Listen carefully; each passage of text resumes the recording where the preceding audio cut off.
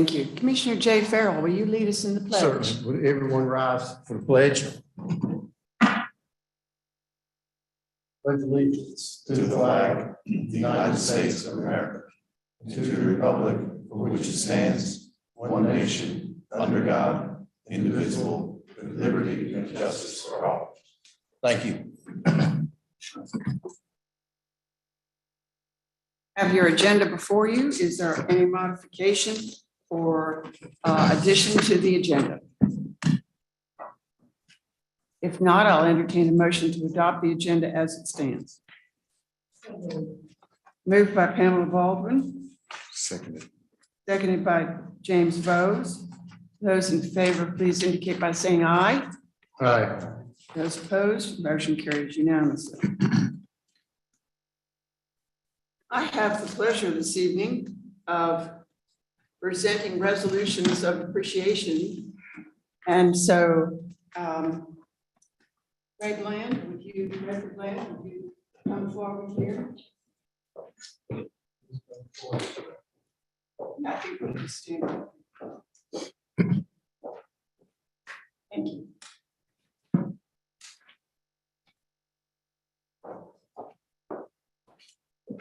This is the Town of Pittsburgh proclamation in recognition and profound appreciation of distinguished service by the Pittsburgh Planning Board member Raeford Bland.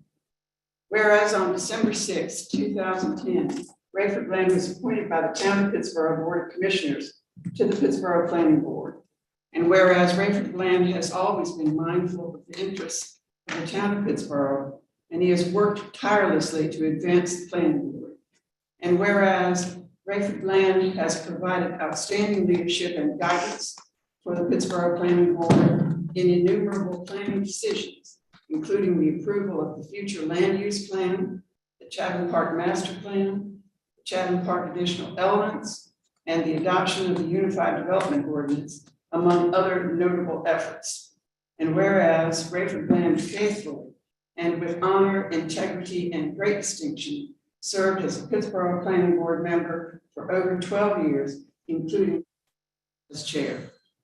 Now therefore be it proclaimed that I, Cindy Perry, Mayor of the Town of Pittsburgh, on behalf of the Pittsburgh Board of Commissioners and our citizens, do hereby extend sincere appreciation and gratitude to Raeford Bland for his dedicated service to the Pittsburgh Planning Board and to the Town of Pittsburgh. This, the 9th day of May, 2022. Congratulations.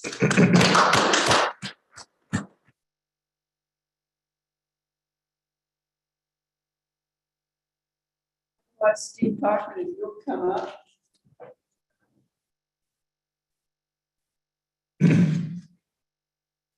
The Town of Pittsburgh would like to proclaim and recognize with profound appreciation your distinguished service by the Town Planning Board member, Steve Cockman. Whereas on February 13, 2017, Steve Cockman was appointed by the Town of Pittsburgh Board of Commissioners to the Pittsburgh Planning Board. And whereas Steve Cockman has always been mindful of the interests of the Town of Pittsburgh and has worked tirelessly to advance the Planning Board.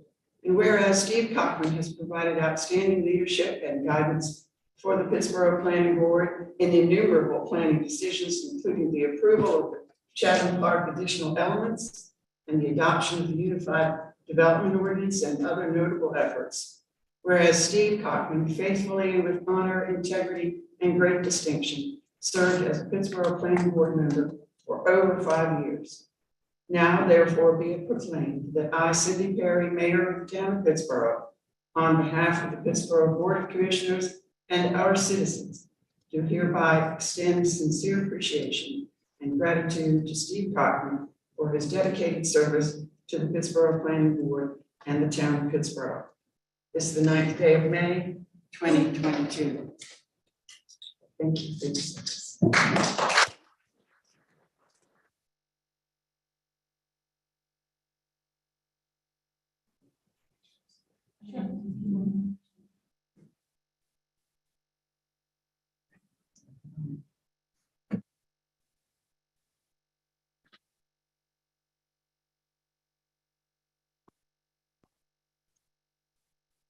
Very nice. Thank you. The next matter on our agenda is the citizens' matters, and the first is the manager's update. Chris Kennedy. Get all the signatures on. So,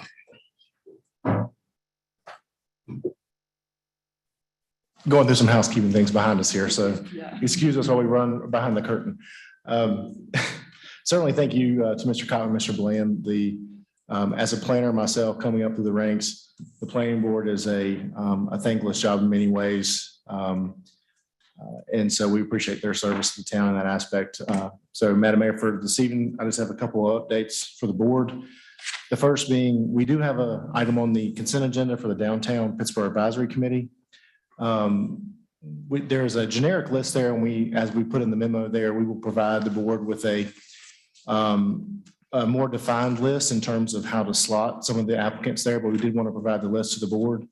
And since this agenda has been posted, we've received some inquiry about others who say, hey, I would like to participate. So when we come back on the 23rd, we'll have a most up-to-date list and have everyone kind of in rank and file in terms of where they may slot into those boards positions. So just wanted to let the public know that if you are interested, there's still time. Feel free to reach out to myself or Teresa Thompson. We'll be happy to add you to that list. And again, we'll have this in front of the board on the 23rd of May for potential confirmation of a board and certainly more discussion on that agenda. The second update I have for you this evening is with regard to our fast track GAC project at the water treatment plant. Things are going well so far. Construction has commenced. We remain on schedule, and that's really the primary point of my update, is to let folks know that we still are on target for an early to mid-July 2022 delivery of that project. CDM Smith is working really hard for us. Our folks, Corey and his staff at the water treatment plant, are working with CDM Smith in every way they can. So we are excited to have that delivered here in just about 2 months. So that's all the updates I have for you this evening. Thank you. Thank you. As far as my update, I did attend the most recent Chatham County Climate Change Advisory Committee, and most of the discussion centered around the availability and the acquisition of chargers, electric vehicle chargers for the town and county.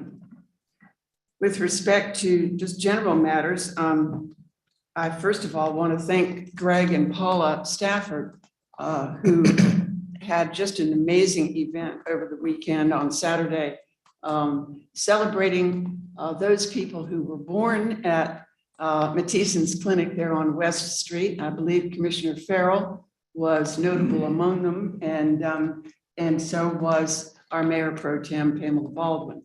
It was, I mean, I hope you all enjoyed it as much as I did, because it was so wonderful. I am told that 94 individuals posed in front of the Matison Clinic to celebrate the passing of the clinic from being a local healthcare facility for all of the community to whatever it becomes now, as a retail on the first floor and residents above. And the barbecue was wonderful, and the music was out of sight. So so thank you all so much for being part of that. And it was really a great credit to Paula and Greg Stafford. We had two meetings, one in late April, which was the Chatham County Development Meeting, which was held here at the County Ag Building. And then that was on the 26th of April. And then on the 4th of May, this past week, we had a legislative breakfast with members of the House of Representatives from Robert Reeves and our state senator, Valerie Fouché. And various things were presented to those legislators from the county, the schools, and the town of Pittsburgh. And that's all I have. Mayor Pro Tem. Thank you very much. And I will have to say, I did agree with what you just stated about the event on Saturday. It was absolutely wonderful. I'm sure everybody agreed. Thank you very much. So everyone should have enjoyed it. If they didn't, I don't know why, but it was an excellent, excellent event. So the only thing I have is in reference to the Triangle J. We did have a special executive committee meeting on May 4th, in which we specifically discussed the budget. So that budget was presented to the executive committee, and then once it has been presented to the executive committee, it will be presented to the entire Triangle J board. And that will be the end of May. So that's all I have, and I think I was going to do the AHAC. Yes. Thank you. Commissioner Bonitz. I don't have any reports yet, but I'll touch on a couple of concerns. I thank our manager for detailed updates and one update that isn't approved. I think back in March, I got approved. And you mentioned that you've been having conversations with Duke Energy about vegetation management. And I'm hoping that herbicide, if it was discussed, so we're going to try and not use for Duke Energy's management of vegetation rights of ways. And I'll put this to mention that I'm hoping a year and a half, 2 years ago now, they did quite a bit of spraying on local highways, and it looks awful. I'm also curious to learn more about maybe an update, perhaps in closed session that's necessary, on the status of our litigation for water pollution, or against the water pollution, excuse me. And I'll just put those pins in the map. Thank you. Commissioner Farrell.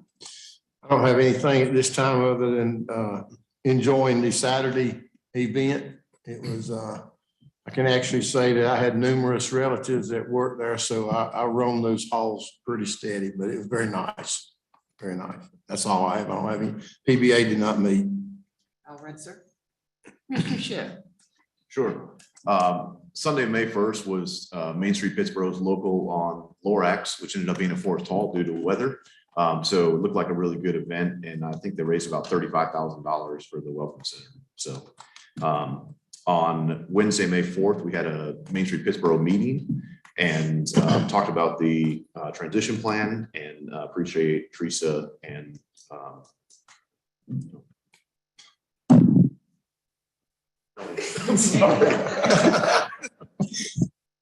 sorry. Take that as a compliment. He doesn't know your name. I forget everybody's name, so That's whatever that's worth.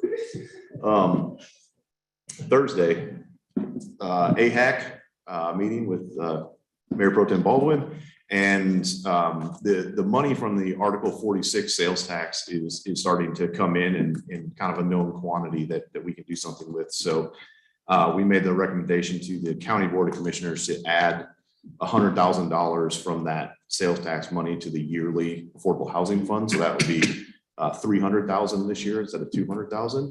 And then also $25,000 of that to emergency housing assistance. And then we expect there will be more too that we'll be able to do something, make recommendations on. We also got updates from some different organizations that had received funding from AHAC previously. And so Habitat for Humanity, Wallet Communities, and the Farm at Penny Lane all came and gave updates on their projects and what they're able to do. So that's good to see. This Thursday, I'll be going to the Youth of the Year banquet for the Central Carolina Boys and Girls Club, and hope some of the rest of you can come too. And then Saturday is the Pittsburgh pub crawl all around town, and there will be transportation. And then also Saturday morning at 9 o'clock here, the Chatham Remembrance Coalition is doing an event to honor the victims of lynching, some of the victims of lynching in Chatham County. So that's at 9 a.m. At the fairgrounds. On Saturday. All right. Commissioner Vose. I would say that On Saturday, April 30th, Waylon and I had a chance to volunteer at Clyde Fest, and I believe we had a little over 750 people come out. So that was a good day and a really good turnout. That same evening, we were able to see a performance at the theater at the Plant, and it was just surprisingly great. And I don't mean surprisingly in any demeaning way, but plays are not something that we normally would go to. And it left he and I talking about it for most of that weekend. And if anybody doesn't know Waylon, he's a 14-year-old who is interested in everything. And the fact that he's still talking about it, I think says a lot for the play and the discussion afterwards. So I would give a big thank you to them. And I would say that we're looking for more of that. That same weekend on Sunday, we also attended the local on Lorax that you mentioned. I was going to say it raised a lot of money. I didn't know quite how much, but I also want to give a really good shout out to Tucker Withington, who stole the show. That was not your parents' art auction, and he made it a lot of fun. And I think he's really owed a debt in the way that he handled that. And then lastly, I would like to say thank you to Chatham Park investors. For the last 6 months or so, I've heard pretty consistently that there is no sunshade over at the dog park. And I showed up over there a week or so ago, and suddenly there's a pavilion just that has landed there, like the Wizard of Oz put it there. So they've been listening, and I want to give credit where it's due and say thank you for that. Wonderful. Thank you so much. There's only one person signed up for public comment this evening. Ryan, would you like to take the stand? Take the stand. Podium. You guys are. Hi. Yeah. All right. So my name is Ryan Ford, and I'm a resident of Pittsburgh and the ETJ. I am also the chair of the Parks and Rec Board. And tonight I just wanted to speak very briefly about my support for the proposed budget for the hiring of Katie's request for the hiring of a park superintendent and for the person who would be responsible for the rec coordination as well. I just wanted to say too that over this past year, Katie's done a fantastic job of bringing us all together with respect to the para board. And we've had an opportunity to have ongoing discussions about the current state of the parks, their maintenance, improvements, future parks and whatnot. And she's done a really good job of steering those conversations and so forth. And so the Parks and Rec Board has definitely felt that maintenance is definitely a good priority to focus on. So definitely in support of that. Also personally, I've gone to a lot of parks with my daughter over this last year or so that I've been involved with Para. And I can say that she's been very disappointed that the zip line has been down. So I have personal experience with some of the things that need to be updated there, along with the teeter-totter at the Mary Hayes Park, and some of the other stuff, the wooden materials that were there before that are now sadly starting to get broken down and need a replacement and so forth. One other example of that was over there at Town Lake Park too, like the walkway, the decking there is not so safe. If you haven't been over there, you should. And Town Lake Park, and if you haven't been in Town Lake Park recently, it's a fantastic park to go to as well. So I'm definitely all in favor of that. I know that there's been talk too about having a vehicle for a park superintendent. I think it's important that they'd have that as well, and another vehicle for Katie and a parks recreation coordinator to have access to those things as well. Let me see. Oh, I also wanted to say that, so not only from our conversations with Para throughout the year, my own personal experience visiting the parks, but also I've had my wife employed on social media looking at mommy's groups, and I can say with pretty good confidence that they get pretty fired up about things that they see out there. Just last week, there was a red ant colony on the rocks over at Knight Farm Park, and immediately texted it over to Katie, and she was right on it to get that addressed. So there's definitely a lot of public social media interaction and communication between the moms and perhaps the dads as well about our state of the parks and definitely having a need for that. So wanted to give that support. Let's see if there's anything else I missed. I think that about does it. And definitely last thing I'll say is in the budget, the proposed budget for the larger general fund expenditures, definitely on board there with that as well, with resurfacing the tennis courts, the playground improvements overall in various locations, and renovation and updating of the community house. I think that's a really good opportunity for us, for the town to do that. So what I've got for you. Thanks, guys.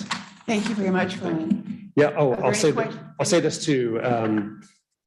We've been having ongoing discussions, like I said, with Para. We can certainly provide you with some sort of memo or resolution to sort of get it. Tonight, I'm speaking on behalf of myself and my observations over the year, but we can certainly give you guys something in writing or resolution in that support as well. I think that'd be helpful. Yeah. Ryan, can you run the board when your next pair meeting is? On Wednesday this week. Yeah. So it'll be a fresh topic for us to talk about. Questions? I just remembered that there is a board missing from the bridge at Town Lake Park, the part that goes over to Diane Street. So, so everybody be careful till that gets repaired. So thank you. Thank you, Ryan. It can be an adventure, but a fun adventure. Thank you. We'll move now to the consent agenda. There are 7 items on the consent agenda tonight. And is there a motion to either approve the consent agenda or to modify it in some way? I'll make a motion to approve with the removal of number 1 until next month, the minutes from April 25th. Okay. Is there a second to Kyle Shipp's motion? I'll second it. Motion is Vose. Those in favor, please indicate by saying aye. Aye. Those opposed, motion carries unanimously. All right, public hearings this evening. We are looking at going into 3 public hearings on annexation. And so is there a motion to go into public hearing?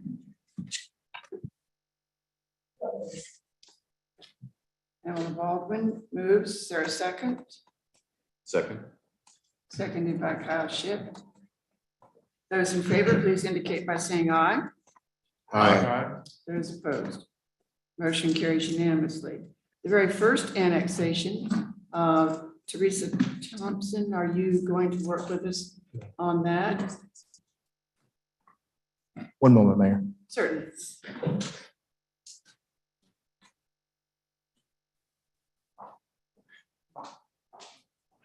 Yes.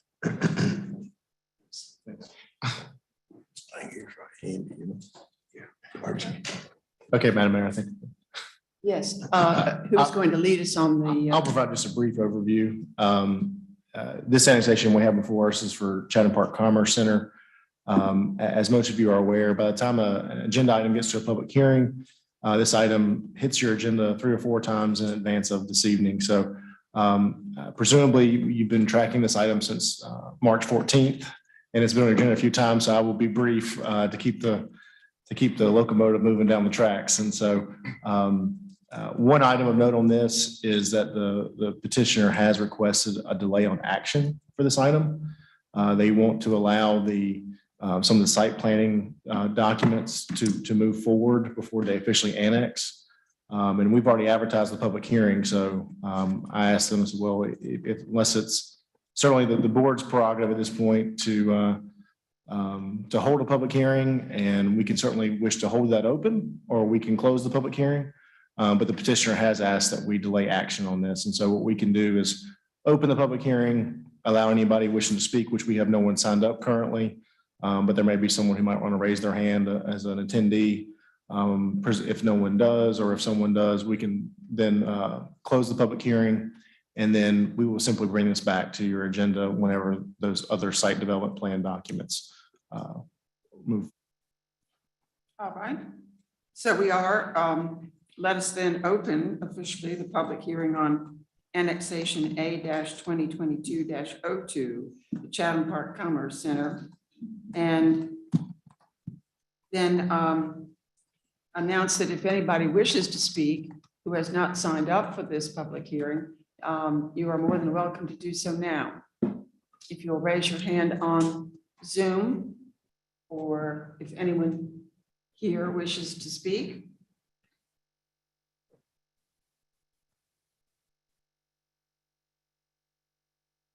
There being none heard, then we will close the public hearing and delay the vote to a future date to coincide with the project site development plans.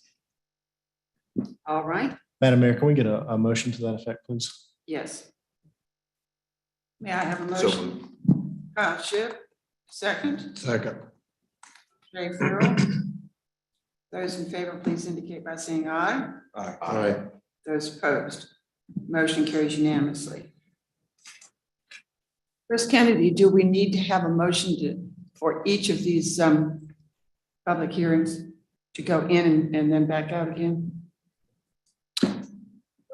For no more than what it would take up, sure, let's just do one for each of those. One for each? Yes, ma'am. Okay, all right. Then I'll accept a motion on annexation number 2, which is the Oldham property.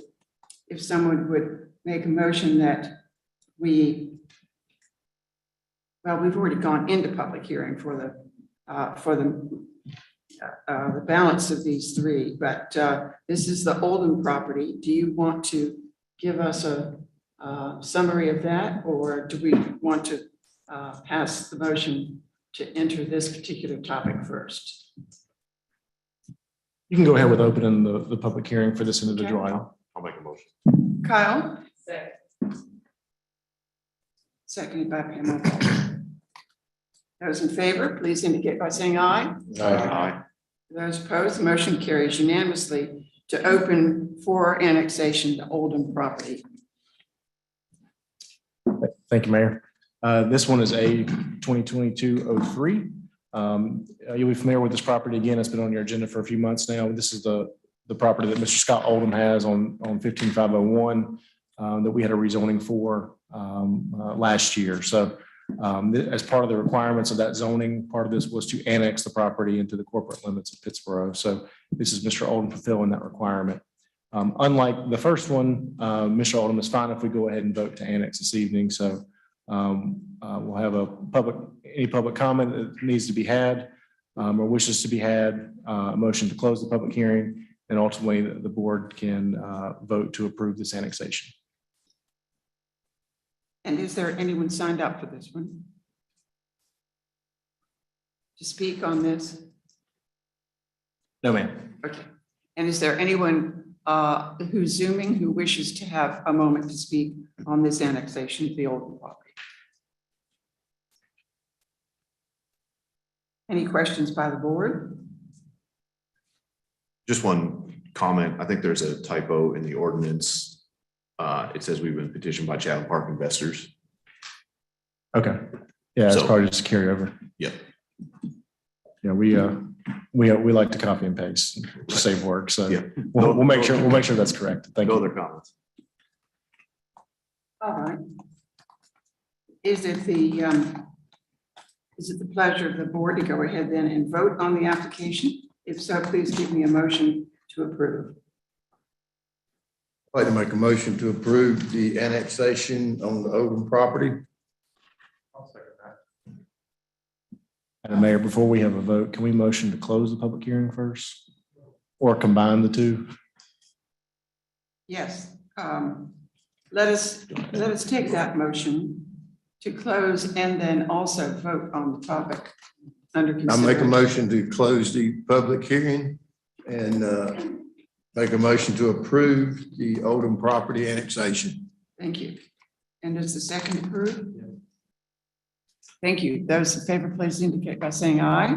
Aye. Those carries unanimously. Our third annexation, if I can have a motion to open the public hearing.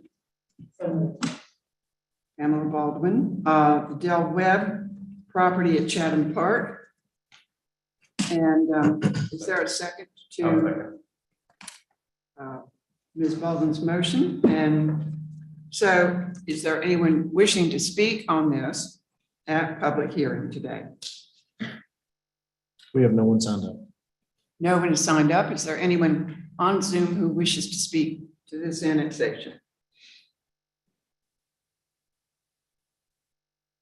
Okay.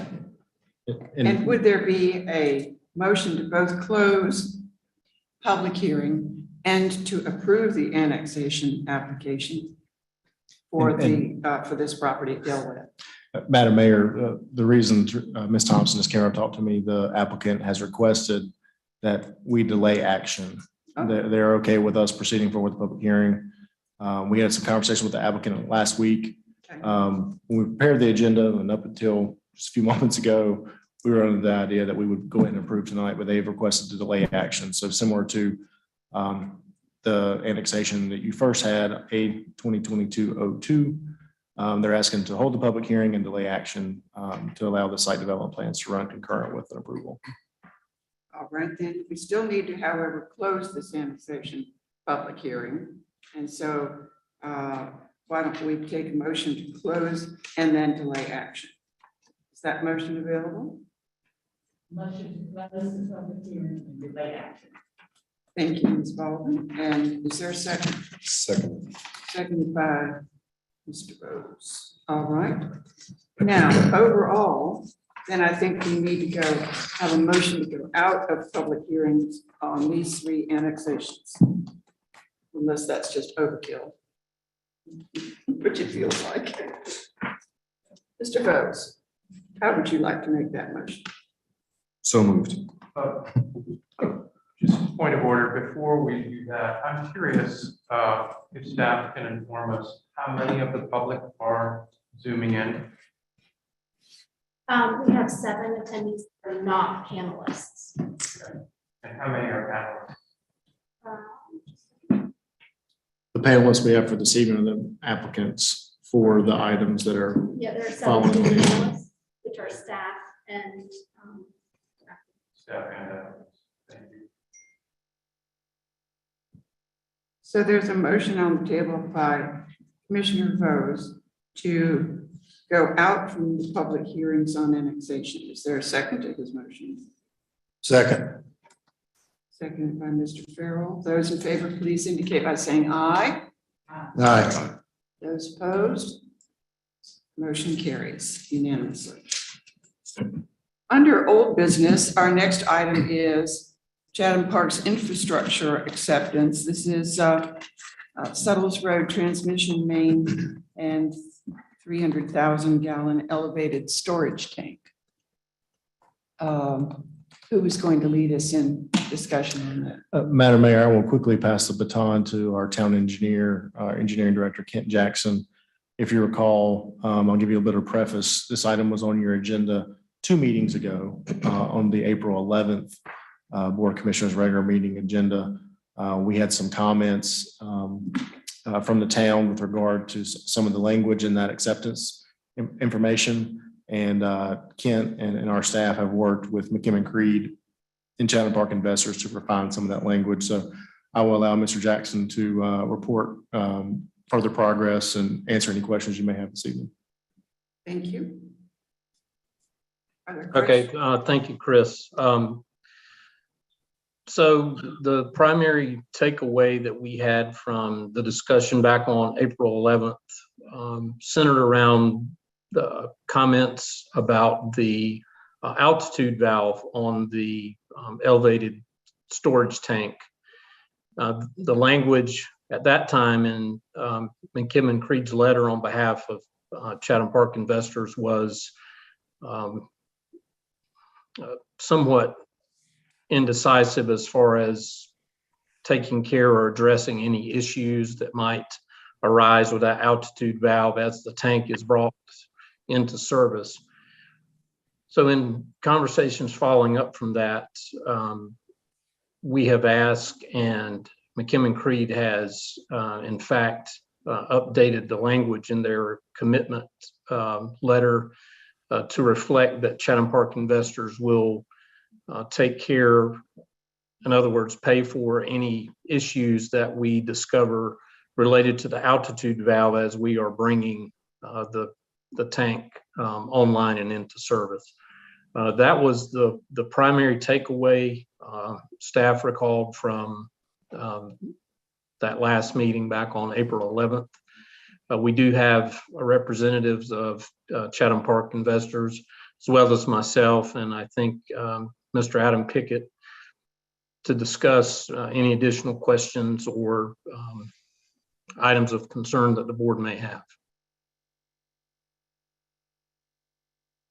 Mr. Jackson, questions for Mr. Jackson? Yeah, I've got one and appreciate the quick responses from Adam this afternoon too. On the first bullet there where it says, talk about chlorination, where it says that the responsible party and pricing will be to be determined. I'd like to ask Chatham Park to take care of that so that we don't need to determine later. We know it needs to be done before turnover.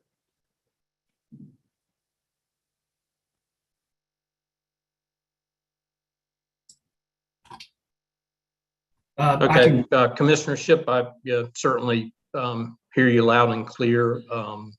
We will work with Chatham Park in that regard. I think part of the background there, I don't recall if it was written into the materials in the packet. The Suttles Road water main has previously been chlorinated by Chatham Park at the request of the town. I think that's what kind of initiated the language there being somewhat not conclusive. So that's just the background, but certainly your request is very clear. So I suppose also they could say they want the town to pay for it. I just think we should be clear who would do that in this agreement. And I have a personal preference, but.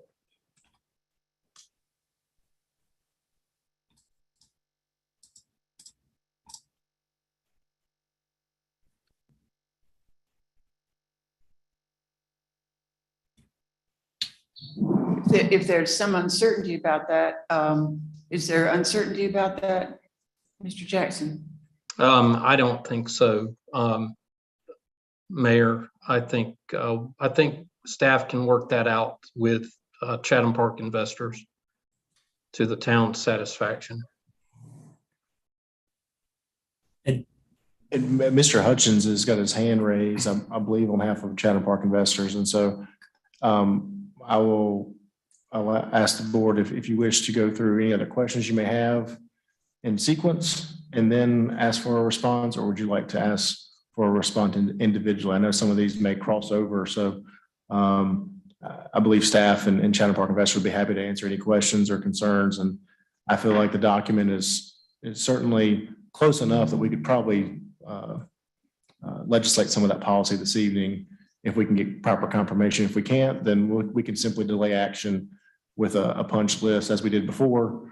But certainly want to provide the board the opportunity that if we can have that clarified or have a similar question like that clarified this evening, I think we could probably get that handled. So Madam Mayor, I'll offer to you whether you want to ask any other questions from the board members, or would you like to go back and forth with each individual item? And certainly that's y'all's preference. What's the pleasure of the board? Are there other questions besides? Yes, there are other questions besides Commissioner Shipp's questions. So do you want your question addressed now and then we'll proceed to other questions? Yes, I believe that's what we'd like to do. Okay, I know Mr. Hutchins had his hand raised, so I Okay. presume he probably had a response to that or some comment to the board. Mr. Hutchins, we'd love to hear from you. Yes, thank you, Madam Mayor. So again, Wes Hutchins representing McKim and Creed on behalf of Chatham Park. We're happy to work with the town as needed on the chlorination piece, and we will coordinate with Kent to get that addressed. I will remind the council, remind the commissioners that acceptance of this infrastructure and then the operational components that are needed to bring it fully online and integrated into the system are two kind of different topics that go hand in hand. There are some operational pieces that need to be done before the tank can fully be integrated into the system, but accepting the tank into town ownership is a different topic that's sort of independent of those operational pieces. So while this commitment letter discusses both of those, the acceptance of the tank could happen, and then the operational fine points of how it integrates into the system and how Adam and his staff want to best operate that to maximize the benefit of that tank can be determined at a later date. I just wanted to kind of make that distinction, but we are happy to work with Kent on addressing the chlorination, and we'll continue to appreciate his willingness to help us out on that as well. Thank you, Mr. Hutchins. Does that answer your question, Commissioner Shipp? I don't know. I guess. I would say no, Madam Mayor. It says previous costs are $25,000 to $30,000. I assume that's exclusive of the water that's provided by the town. That's for the process of the chlorination and the chemicals. That is correct. Okay, so I would like the town to provide the water and Chatham Park and or McKim Creed to provide any additional that's required for that process. Understanding it may be at a time determined after the valve that needs to get replaced gets replaced and things like that. So again, Commissioner Shipp, the valve replacement is kind of a separate entity that's not necessarily required for the chlorination. Those are sort of two independent operations that we can work with town staff and operations staff to make sure that they are comfortable with it.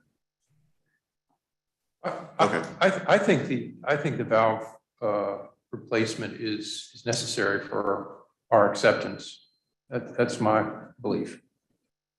I would like to see this system delivered to town in a way that's beneficial to the entire town. Commissioner Bonitz, if I may, the acceptance of the tank and the actual integration into the system, I understand your point. Taking the tank over today, the system can operate, and we have provided some modeling resources to the town and gone over them with town staff.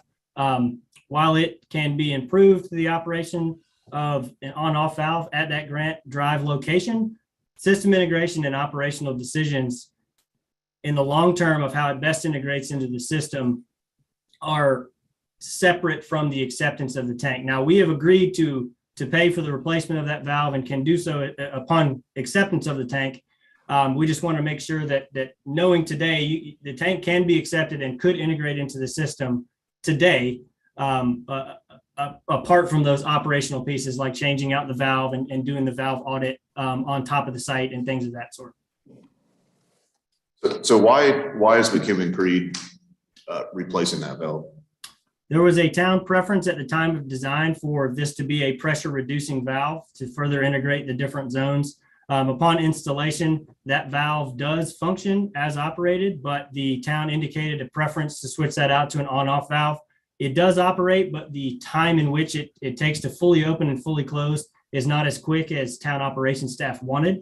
And so we wanted to make sure that we were able to cover that expense for the town to indicate that they wanted the preference of having it open and close quicker.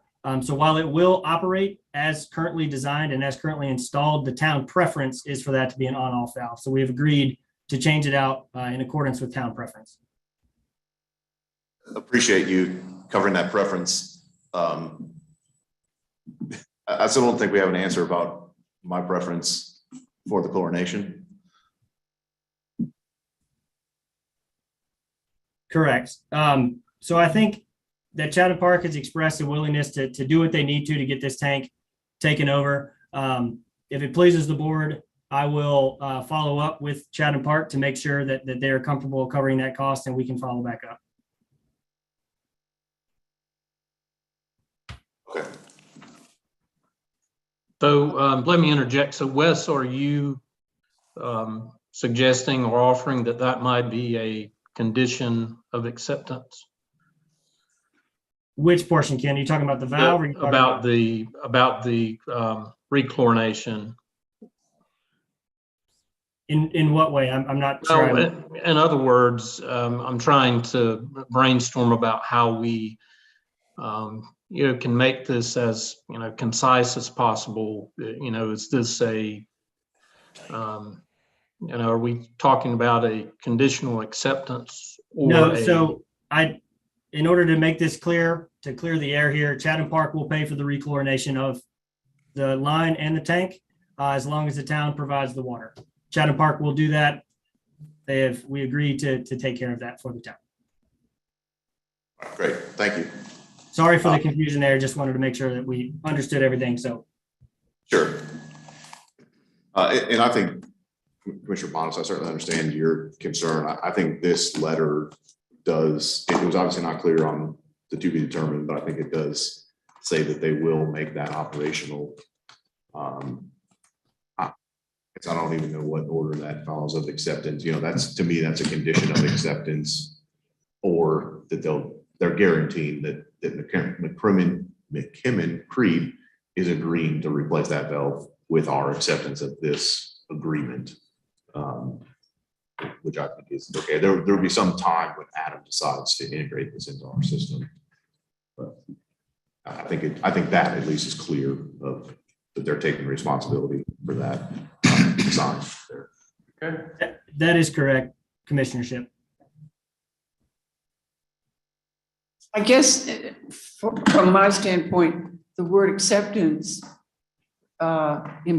strongly implies an ability to operate the system properly. And so I'm almost wondering if the terminology ought not be transfer, because if you acknowledge, if you accept something, then you acknowledge that it is in operational condition.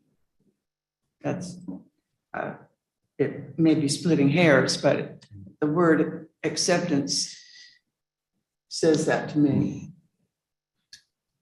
And Mayor Perry, if I may on that, I think the staff would recommend that we do nothing short of acceptance. If you wish to accept it, I think if there's pause on whether or not to accept the infrastructure, then that pause should be that and not a transfer of an asset or some other nomenclature. The infrastructure is being dedicated to the town for acceptance. And so the board would accept that. Typically, when you have water and sewer infrastructure, the board would never have this in front of them. But given that this infrastructure is somewhat unique, that we felt compelled to bring this to the board and have a clear understanding. This project has a long history to it, as many of you may know. Typically, the way water and sewer works is when the line turns on, it becomes public. And so unlike a roadway, where if someone constructs a road and they dedicate that road to the town, that roadway is accepted by resolution of the board. And so this is kind of a heavier step, if you will, that we typically would have with utilities. The fact that we're actually talking about this, we take in water and sewer lines all the time that, fly under maybe the radar of the board. You're aware of the projects, but you don't think so much about the pipes that are in the ground serving those individual projects. And so we've worked, again, for my entire tenure here, which again, I understand is not decades by any means, but working towards an effort on this project. And so I would say if something gives the board pause on acceptance, then let's dial into that and see what brings you the comfort that you need. But I think if there's a vote of the board, that it would be to accept the infrastructure if you choose to vote. Yeah, I would like to add to that. Short of a proven and operational system, I'd like to see a performance bond that ensures completion and operability, as well as a 12-year warranty. The 12-month warranty on the infrastructure, the tank, everything about it. I was saying, I'm surprised Wes didn't start talking when you said 12 years. 12 years, great, but I'm not asking for it. But that might make everybody more comfortable. Yeah, most infrastructure we receive does have a 1-year warranty period. Does this? As far as I know, it does. Kent, correct me if I'm wrong. Yeah, Chris, I think in It's probably less definite at this point in time. Certainly when the infrastructure was constructed and completed back in the summer of 2018, when the state issued the letter of approval for the system, there were warranties from the contractors for 12 months. Most likely, unless they were different than other contractor warranties, those warranties would have expired. The style of this project was more of a town infrastructure project than a development project, because it was not associated with a final plat per se or a site plan. Those are the type of approvals where we, just as part of our routine process, have a bond. Now, I say that, and at the same time, it's certainly not out of the realm of possibility to have a bond. It would just be different than our typical process for development projects. So if I may, and it may be a question for Mr. Hutchins, Mr. Vose has asked for a performance bond, and I would presume that would be on the valve only, which is probably $100,000. I'll allow Mr. Hutchins to correct me, but valves do not come cheap, particularly that type of valve. And then a 1-year warranty post-acceptance. Post-acceptance. Mr. Hutchins, do you have a response to that? And just to clarify, Chris, you're talking about specifically a performance bond and warranty on the valve itself, not the rest of the infrastructure? I just want to make sure I'm clear. I think the warranty would apply to the everything being accepted, if I'm interpreting that correctly. But the performance bond would be for the lacking measure, which would be the valve itself. If I understand the project, and again, there's been many conversations, so I want us to be very deliberate in how we talk about it this evening to make sure that we're very clear.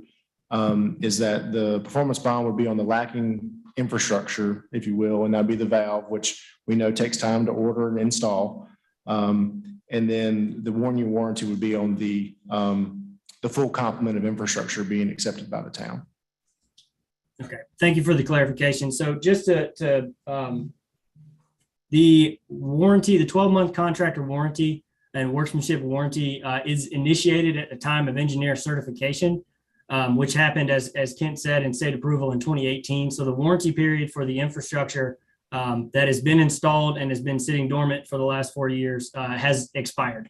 So to ask the existing or the original contractors to provide a warranty on infrastructure that is set dormant for 4 years is kind of above and beyond what typical engineering standard would be, and frankly, a standard that we couldn't necessarily hold a contractor to maintain. In terms of the actual valve to be replaced, we will not provide a performance bond for that, as that again is beyond the standard of care that we would provide for this valve replacement, but we would stand behind the work and coordinate with any valve representation as needed, as we've done on other valves that we have installed within the town system.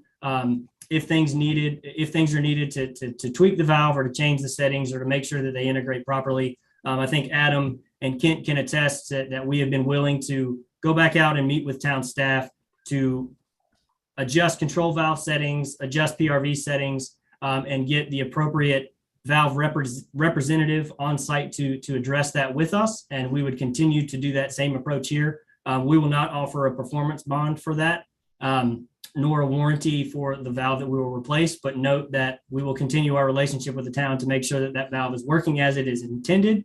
But the other infrastructure on the tank side and the altitude valve itself, the warranty for that period and for that infrastructure has since expired. So my thoughts on that are that I'm not asking the contractors to warranty it. I'm asking the current owners of the project to warranty it. I understand that it was finished in 2018, but you're asking us to take it now. And frankly, I'm not willing to waiver on the performance bond, speaking for myself. I agree. The warranty period, typically in an engineering contract, if there is a workmanship warranty or something that needs to be covered under warranty, Chatham Park would have paid for that as part of the actual warranty period and taken ownership of that cost at the time of infrastructure approval and infrastructure completion. But again, as Chris noted, since this project has been lingering, an existing warranty or a performance bond for that infrastructure is above the typical standard of care for the engineering projects that we deal with. So Mr. Hutchins, if I may, and excuse me, board, if I'm cutting in. Obviously, I think you understand the purpose behind both a warranty and a performance bond and the comfort that would provide. Are there other alternatives that you would recommend on behalf of either yourself and experience with McKim and Creed or elsewhere, and maybe on behalf of Chatham Park investors to provide a comparable comfort to our board with regard to this infrastructure and kind of maybe meet the same intent as a performance bond or meet the same intent of a warranty period? So from our understanding, as the project was left, everything worked as it was intended. It was completed in accordance with all appropriate guidelines from legislative bodies, from permitting agency, local and state ordinances and regulations. And so our understanding is when you bring that infrastructure online, it will work as intended. The altitude valve that is on site will be inspected, and we've already begun that process with the local valve rep to inspect that and to confirm operability of that valve. Chatham Park has already agreed to pay for any repairs that might be needed at that valve to meet the original design intent. But to be honest, there's no reason that once that tank comes online, it will not function as designed. Tanks infrastructure usually have a shelf life of about 30 years for them to operate before they need major maintenance and things of that sort. So this is still well within the operating window of that tank. Once we follow the information listed in the commitments letter, there is no expectation that tank will not work as originally intended or originally as designed. I'll also note that back in 2015, this was one of 3 options that was presented to the town for serving the first phase of this development. It was other options were also presented that benefited the town at the time.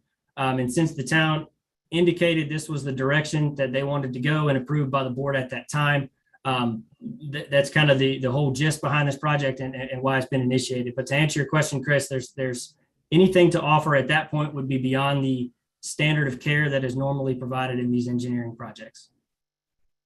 Well, if I may, Mr. Hutchins, I appreciate that explanation.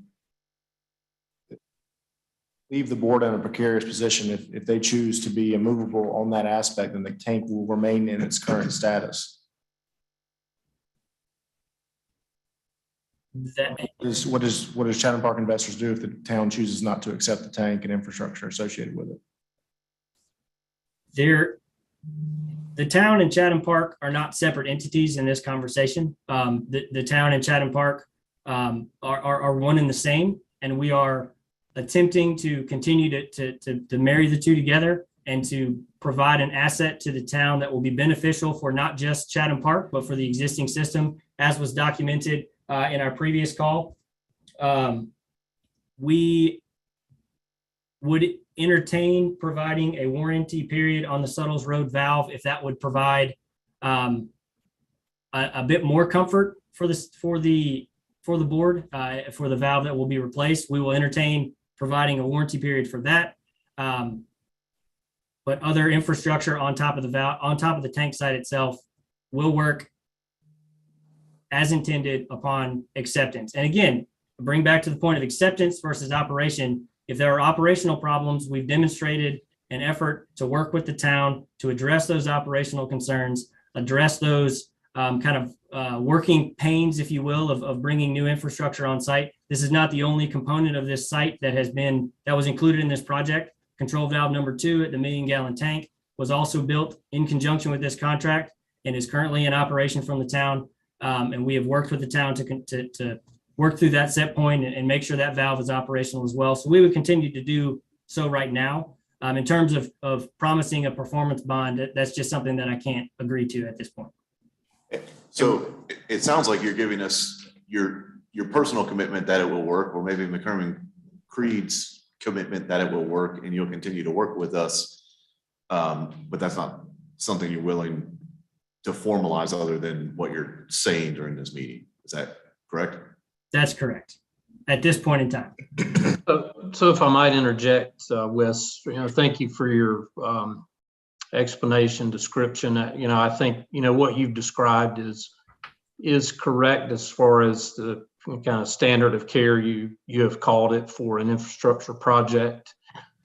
Given the kind of unusual circumstances around this particular project, couple of things that come to mind. One is, and I'm not altogether familiar with this, but might there be any conditions, options? I guess options is a better word than conditions. Any options in those contractor warranties, that might allow for a later or an extended warranty, even if that might be at some cost, is one thought. Another thought is perhaps agreeing to add language in this letter about your willingness to continue at least some level of consulting with town staff for the next, at least the remainder of this calendar year as we bring this online. To answer your first question, Kent, it would be very extraordinary for a contractor to provide a warranty past the 12-month warranty period unless it was written into the contract at the time of execution. So at this point, since the tank has been completed for over 4 years, if we were to go back to the original contractors and ask them to warranty work that has sat dormant for that long, we frankly would not have any real leg to stand on the legal component of it. In terms of your second question, we can, if you would like to see that in writing, that McKinney Creed will continue to provide support to the town to work through this infrastructure. We do that essentially on a weekly basis. I mean, we've been working on spec conversations, other pieces that we've helped Adam with, some investigation to work through existing assets for the town. That's a relationship that we will continue. If you need to see that in writing that we will provide additional support to the town to work through this Chatham Park infrastructure, we certainly can do that. But adding additional warranty to a previously expired contract is extraordinary, and we wouldn't have a legal way to actually enforce that. Well, I think it's an extraordinary situation that we're in, where this piece of equipment has been unable to be brought online operationally until recently. But that extraordinary set of circumstances leading to that wasn't the town ratepayers' responsibility. And so we're simply needing assurance that we're acting in the best interest of ratepayers and town citizens. So you can see, I hope you can understand our desire for a warranty. And perhaps we just need to take another pause on this MOU and sort these things out behind the scenes. Because I think there is a need for a performance bond. And Commissioner Bonitz, if I may, a warranty was provided at the time of the existing construction contract finishing, and the infrastructure was ready to be accepted at that point. I understand that there have been a lot of historical pieces for this project that have come and gone, which we're all aware of, but a warranty was provided, so the standard of care for a typical contract was met. I understand your hesitation. Bringing a new piece of infrastructure online, such as a water tank, such as a booster pump station, or some other big piece of infrastructure, is more difficult into integrating into the system than a typical 6-inch water line that's going to feed a development. However, the typical engineering process is upon completion of town-approved plans and specifications of town-approved and permitted projects. At completion of those projects, when an engineering certification is issued indicating that the project was built in accordance with those approved plans and specifications, acceptance is the general next step. So just, while this project is extraordinary, the steps taken to construct the project, design this project, permit the project, and build the project were followed to the letter, and all that documentation has been provided to the town, and Kent can attest to the different pieces of inspection reports and certifications and things that have been provided. We have looked at operational impacts by bringing this infrastructure online per the town request. There was a meeting that was held in November of 2020, I believe, where we looked at all of the different components of how this tank will impact into the system, looked at operational strategies that were not originally intended as a design for this tank at the town request. We have provided that information and documented it to the town, to Adam, to Kent, to the town hydraulic modeler at the time, and have talked through all of the different components of that. And so those operational impacts have again delayed us to the point that we are now. So since this project has been sitting dormant for 5 years, we will continue to work with the town to work through those operational parameters and figure out the best way to work it. But to do that, we need to accept the tank first. Some of the operational strategies can't be implemented or can't be tested without water actually being in the tank, without water actually leaving the tank into the system. So frankly, we can't completely understand the operational impact without bringing the tank online. So I would like to, first of all, thank you for your explanation and perspective, but respectfully, words like worked and completed are past tense. We're talking about 5 years ago. That's And correct. you're We're asking us talking to take about, it out of the present tense. So frankly, I'm not comfortable with this. If it's a 30-year system, I don't understand the reluctance to warranty or bond it. And that's what it's going to take to get my vote. So Wes, let me interject another thought. Considering, like we've talked about, there is a process, a somewhat step-by-step process to bring this online, certainly to acquire and install the valve at Grant Drive. What are your thoughts on agreeing to warrant anything? I think at least you mentioned maybe agreeing to warrant that new valve that would be installed at Grant Drive. What about in bringing the system online, if there were any irregularities found or anything that was less than what was specified in the contracts? What about making a statement about your willingness to warrant anything that might need to be addressed as part of that process going forward? so McKim & Creed will stand by the replacement and the work to replace the on-off valve. Any workmanship components that are on the existing infrastructure that was built through a contract with Chatham Park investors, and the contractor is outside the scope of the ability of McKim & Creed to warrant. We have provided certification stating that the infrastructure was installed in accordance to the plans and specifications. A town inspector was on site during construction to witness all pressure testing, all other required testing, bacterial testing, flushing, things of that sort during construction, and signed off on all the inspection reports that have been provided to Kent.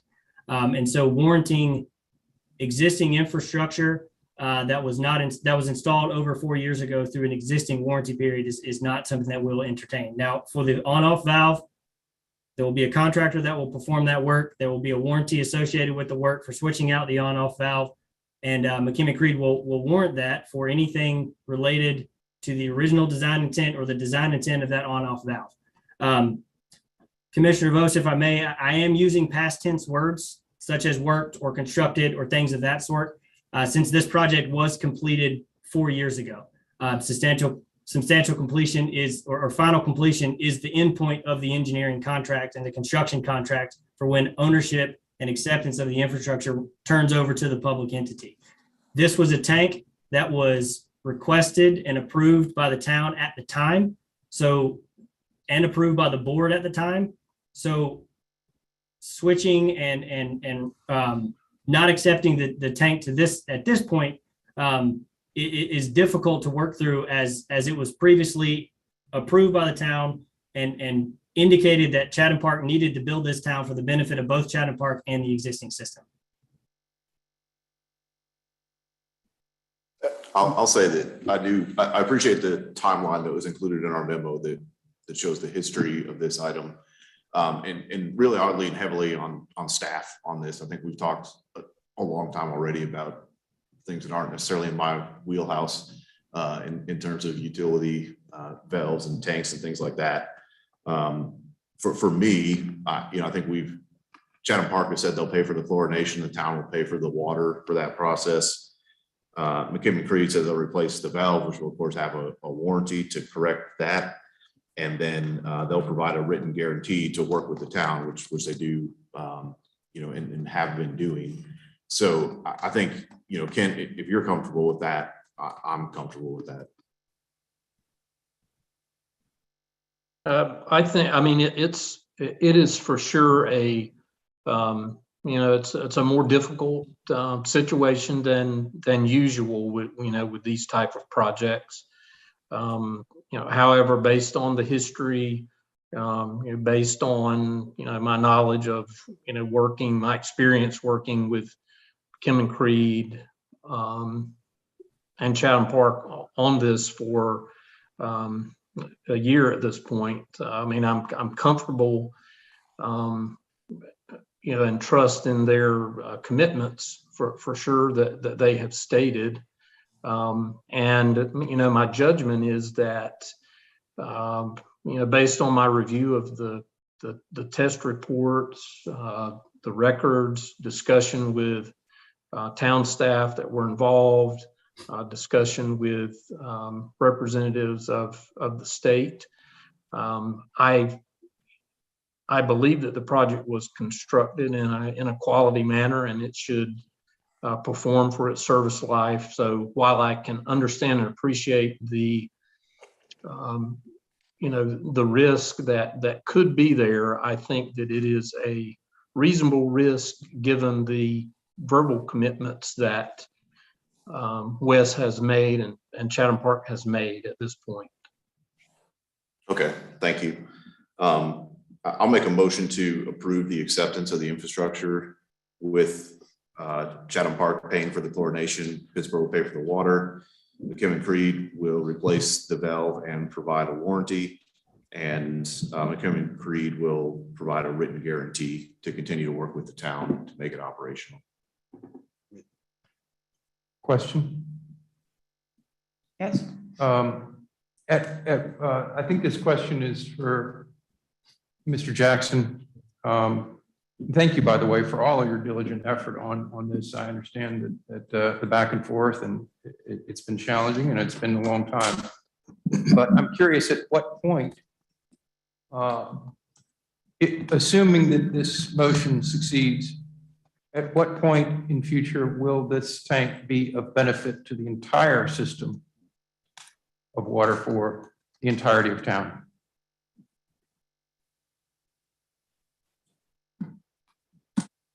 Mr. Jackson. Yes, Commissioner Bonitz. I think the short answer to that is it would immediately, as soon as the valve that Mr. Hutchins discussed is in place and operable, it would provide an immediate benefit to the town by providing another connection point to our feeder main that's along US 501, whereas now we have the limitation of the singular point of crossing, the bypass there. This, pretty much day one provides a way to work past that should there be an issue at that location. So that's the short-term, almost immediate benefit for the town as a whole. And then beyond that, having the secondary feed along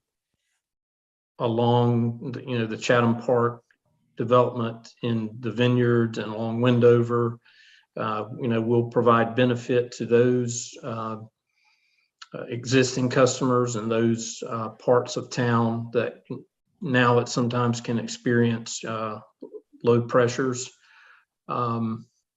Thinking further out, if as contemplated, this 300,000 gallon tank in the future, were to transition to be a reclaimed water elevated tank, that would be a wonderful benefit for, for the town and for the parts of Chatham Park yet to be developed. And then probably the most distant thing I think of right now is, this will provide a great connection point for the future Western Intake Partners. All of the transmission modeling for the Western Intake Partners wants to bring that water into Pittsboro in the area of Chatham Parkway. And so, it certainly has, multiple benefits for, for the town, including and beyond Chatham Park. Parliamentary standpoint, Mr. Shipp made a motion and I need a second before we can continue. I'll second that. Could I clarify before we do? Commissioner Shipp, I think you said a written warranty of operability. Is that correct? Was that part of your motion? A written guarantee to work with the town. Written guarantee to work with the town. Thank you. All right. And could we restate that motion one more time, Mr. Shipp? Sure. Mhm. I'll try.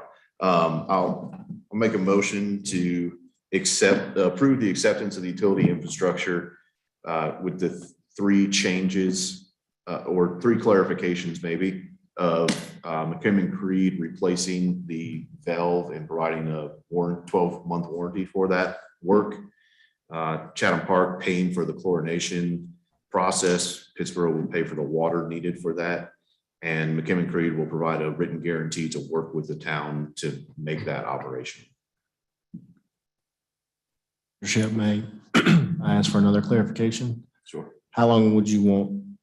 And I will say on behalf of Mr. Hutchins and McKim & Creed, they are very good about working with our staff and others may receive a bill, but we don't receive a bill from them for the assistance they provide us. So as sort of a tangent, thank you to them for really helping our staff. They are an extension of our capacity in many ways. And that goes probably not as noted, but appreciated all the same, that they do very much help Kent and our staff here. For that guarantee of helping us, that will probably happen either way. Is there a time period you would like to add to that? You want to? Yeah, good point, Chris. Thank you. I would say with Mr. Jackson to the end of this calendar year. Okay. That way Wes can put it on his calendar and know when to not accept Kent's call. We can talk at the Christmas party.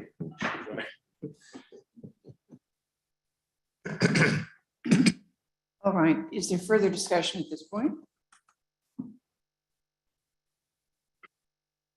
You've heard the motion then, and it's proper second.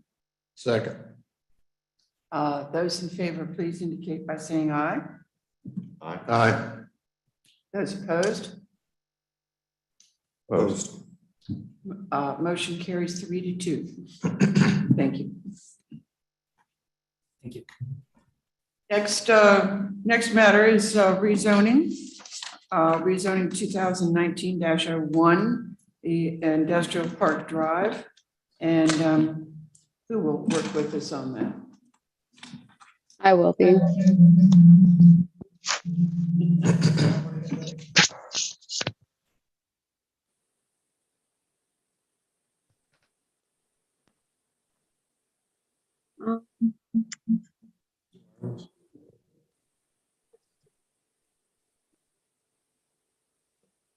Yeah, I share my computer, okay.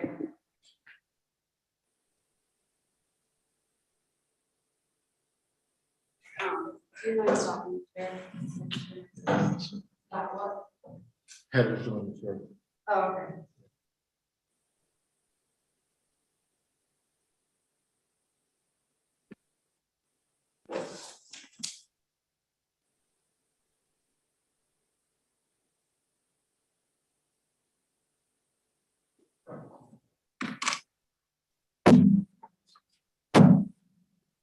Sorry about that. Good evening, everyone. I'm Janie Phelps. I'm the planner two with the planning department. And anytime we take on projects, they can be a bit complex, but especially when you take it on in the middle and starting at the beginning of this year, it's a little bit even more intense. And I've put my name up there so you don't forget it. Thanks. It's nice to see you, Janie. Nice. Well, I'll probably remember. So this was originally applied for in 2019, so it's been with us for a while, and the public hearing first happened November 8th of 2021. So I just have a few maps, the aerial map to show you the generalized area of where Robeson's Walk is proposed, and it's a mixed-use development, which you have that information in the packets that you received, and it's also available online. This is the zoning map showing the properties as M2, so heavy industrial zoning. Next is the land use plan, showing that part of it is in the industrial and the other is in the mixed use. And it's also, I believe, adjacent to Chatham Park Research and Development Center. This one shows their general concept. The white areas are going to be residential, and then the kind of tannish areas are going to be the commercial. So there were a few changes that have been made. It was brought up about the development agreement. There was one discussed previously, but when it came for the public hearing, it was not included. And this is due to the lack of infrastructure to serve the project. There are also a few changes to the proposed additional conditions. So we're proposing some bond language for transportation crossings at the time of preliminary plat, because we're unsure of when exactly this will be done. So if we would take a fee in lieu, that would be a lump sum, and we may be taking more of the cost than what we would intend. We need to see the multiple access points and when they're required. Or at first, sorry, they were proposing to do a second access point after the 150th CO. And since then the UDO has been changed to require after more than 50 lots have been created to require a second access point. Also proposing affordable housing. So I just made a couple of notes about what they're proposing. They're proposing at least 10% of the total dwelling units shown in the preliminary plat to go to qualifying persons or qualifying households earning between 80 and 120% AMI. And the number of dwellings they're proposing are a minimum of 600, a maximum of 900. It's staff's professional opinion that this is high, meaning the AMI of the adopted affordable housing incentives by the town. This proposal would not qualify.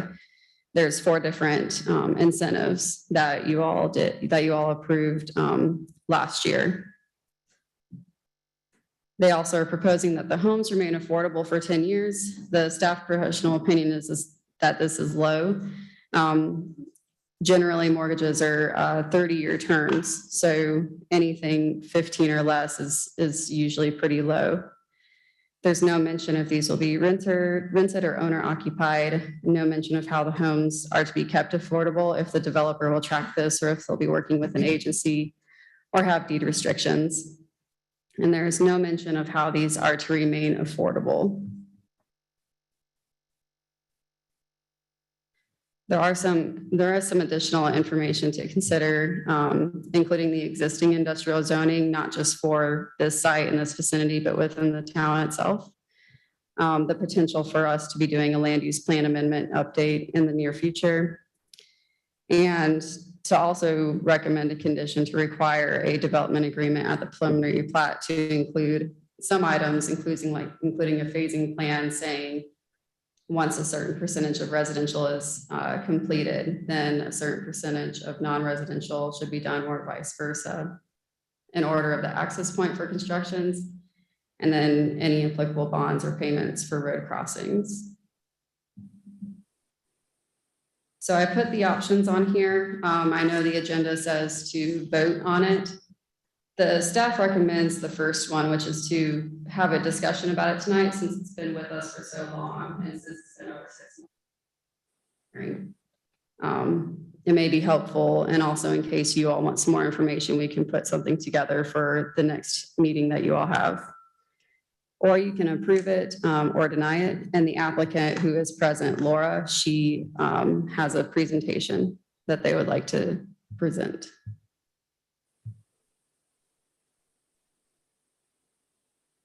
What is the pleasure of the board?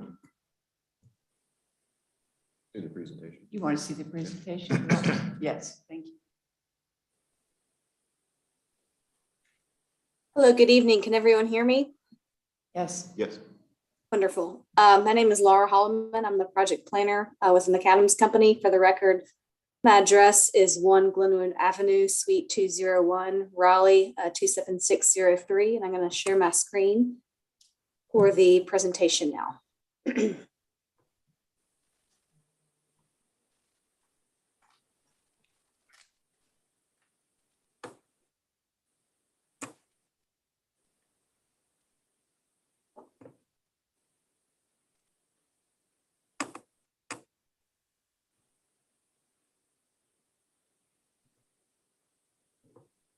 Okay, can everyone see my slideshow? Yes. Yes. Wonderful, thank you so much. Good evening, Madam Mayor, Madam Mayor Pro-Tem and Commissioners. As I've stated, my name is Laura Holloman. I'm the project planner for Robeson's Walk. Also joining me tonight is Ryan Akers of McAdams, the project engineer, representing the developer and property owner, Eric Rifkin, Executive Vice President of the Halley Company, Mac McCarley, who is the project attorney with Parker Poe, and Nate Boquin of Raymond Kemp. So when we had our We're losing your volume. It's just gone down. Could you readjust that? Sure, can you hear me now? Is that better? No, Not really. No. I promise you, I'm right up against my computer. Well, there's a distinct difference between what the volume you had just a moment ago and what you have now. But, Okay. But let's just speak as loudly as you can and we'll carry on.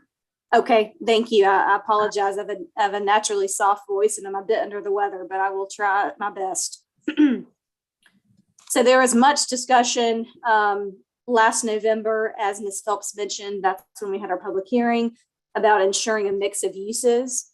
So we have gone back and increased the minimum square footage of commercial from 10,000 square feet to 40,000 square feet to ensure that there is an what I'll call a tangible minimum commercial square footage here, as well as ensuring a mix of uses by, as Ms. Phelps also mentioned earlier in her presentation briefly, we have added the allowable commercial areas within Robeson's Walk, which you can see in the kind of brownish tan color, we'll call it. Those are strategically placed, obviously, to be next to existing industrial with uses with, as you can see, in adjacent to the Chatham Park Beverage District, as well as the existing commercial uses along Highway 64 East Street with the State Employees Credit Union Bank there at our entrance, as well as the business park, which also houses the pet store, as well as other commercial uses there within that center. So this is how we show that we are assuring compatibility with the community and surrounding uses and making sure that commercial is strategically placed to be in harmonious with the surrounding development. Also, it's important to note on this that sustainability has always been something that we've talked about throughout this project's history. We are showing a 100-foot buffer along Robeson's Creek. Only a 50-foot is required by the UDO, but we are doubling that to 100 feet.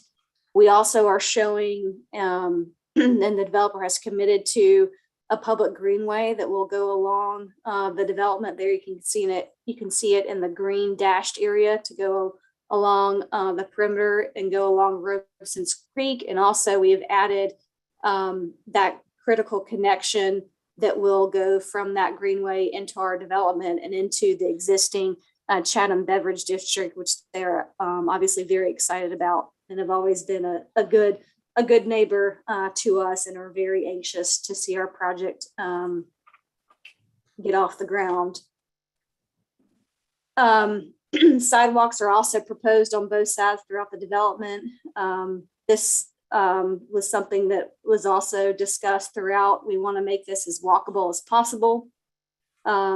These sustainability elements were praised by the planning board, who appreciated the 65 acres of open space that will be left adjacent to the existing pond, as well as adjacent to much of Robeson's Creek. That was something that they really praised us for, not cramming in as much development as we could and draining our pond, et cetera. That was something that they talked about and certainly appreciated.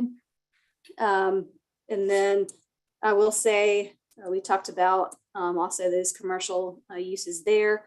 And then finally, staff touched on this, but we know that affordable housing is something that has been talked about. Maybe not. I know that you have all talked about it for a while, but certainly the policy came kind of at the third year of this, but we certainly, the developer did want to address this. And so the developer is proposing constructing at least 10% of the total units in the development project, with units allotted for qualifying persons or qualifying households carrying more than 80% and up to and including 120% of the AMI for a period of 10 years. So that's something that we're voluntarily committing to. Certainly there is no requirement currently in town to have affordable housing, but this is something that we are voluntarily proposing tonight as part of our development. And at this point, I will open it up for any questions. I thank you very much for your time. Questions from the board? Sure. I'll start with affordable housing. As you said, we spent a lot of time developing the incentives policy, which we passed in November and modified in February, I believe. So I'm curious to hear from the developer's perspective, or from your perspective, why that's not a valuable policy to take note of. We imagine that it's valuable, but no one has used it yet, and you're not saying that you'll use it. So I'm curious what about that policy was not valuable to take advantage of. Commissioner, I'll be glad to answer that. We're only proposing a 4.23 dwelling units per acre for the development. We didn't want smaller lot sizes or density bonuses. We were aiming for a quality development, and we're willing to add in some affordable housing despite not getting any incentives in exchange for it. Okay. And the other incentives like fee rebates and expedited review and things like that don't factor in either? This project has been under consideration for now a little over 3 years, I believe. And we don't expect to have the utility service available to start immediately anyway. So speed has not been the driving force behind this project yet, and probably won't be for a while. Okay. Yeah. And that gets to my other, I guess, or another question or clarification. I see it says that the development you won't start development until you have sewer allocation. Is that the full sewer allocation of 293,000 gallons? No, sir. Our plan would be to develop in phases as capacity comes available. Okay. And do you understand that we have no timeline for additional capacity for sewer? I do understand that, Commissioner. Okay.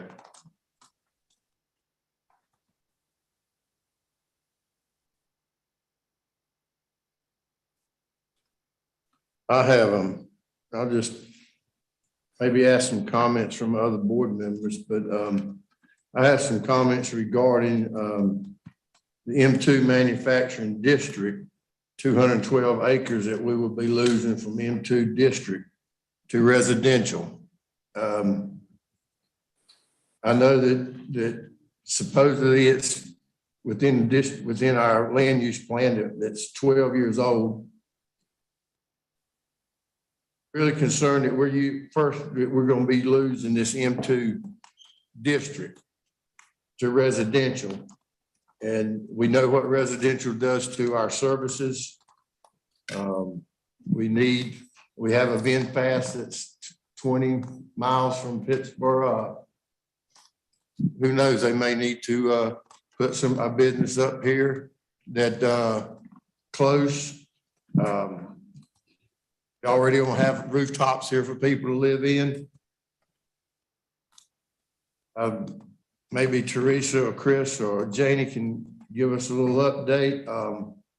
I know our amount of M2 is dwindling. There's other developments coming up asking for the same thing, M2 to R15 or R10.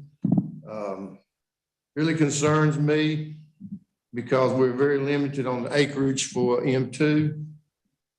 We can also have M2 with, I mean, we don't have to have asphalt plants and concrete plants in M2, but just like to hear from anybody else if they have any concerns regarding this. Commissioner, can I respond to that briefly? Sure. Let me first of all admit that I also represent the city of Sanford in some of their water and sewer extension projects. And I think what's going to happen in the next several years is that there will be some industrial development in the region, but I doubt that it's going to go inside the corporate limits of any of the cities or towns. Industry typically prefers to be outside of a city so that they're only paying county taxes. And since the water and sewer infrastructure is probably going to be delivered to the VinFast project out in the Moncure area before anywhere else, I would suspect that most industrial development, most manufacturing is going to end up out there. What I think that says for the town of Pittsburgh and for other areas close by is that the market pressure for you is now going to be for residential. And since the property we're talking about is inside the town's corporate limits, it feels to me like the market pressure will be more on the side of residential and commercial, basically mixed use as is being proposed, than it would be for manufacturing or industrial.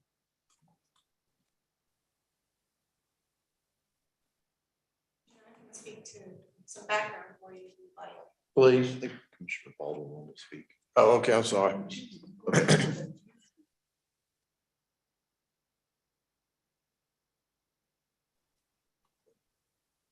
Good evening, Teresa Thompson, Pittsburgh Planning Director. Just to give a little bit of background on where we've been to now, when we proposed adopting the UDO, staff included in our recommendations what we can do with the M2 district. This was part of the list that the board asked us to include in the UDO adoption. So you asked us to provide options and provide a recommendation for this large heavy industrial zoning district in town.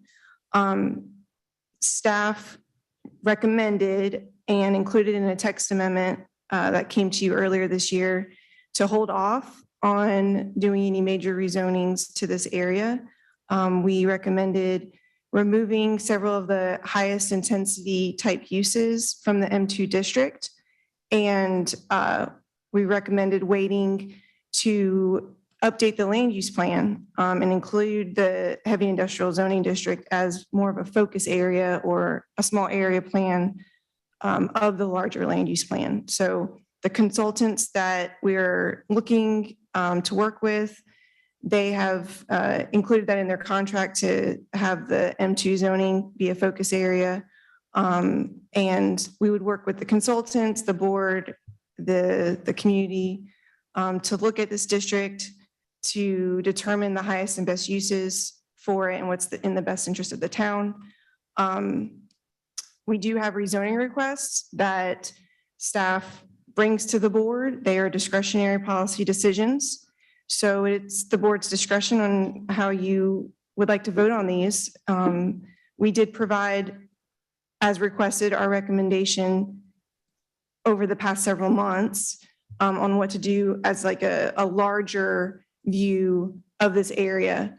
So tonight's request, we have another proposed rezoning request for another portion of the M2 zoning. Looking beyond the land use specific parameters of this request, the logistics of it, the not having sewer available, the land use plan update coming, that's all part of the policy type decisions that the board can make. So we're just providing you all the information to make that decision. So I just wanted to provide you a little bit more background on the M2 zoning in general. And if you have any logistical questions such as that, please let me know. Thank you, Teresa. Thank you very much. Yes, sir. I'm sure we'll have some more questions.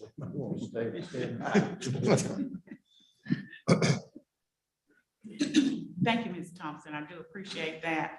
And I am concerned also about the reduction of the M2 area, the district, because I would like to see some manufacturing, even though it seems as if it may be going to residential, but I certainly would like to see some industry within the town limits. And there are reasons that towns do have industry. Of course, it expands your tax base. Everyone knows that.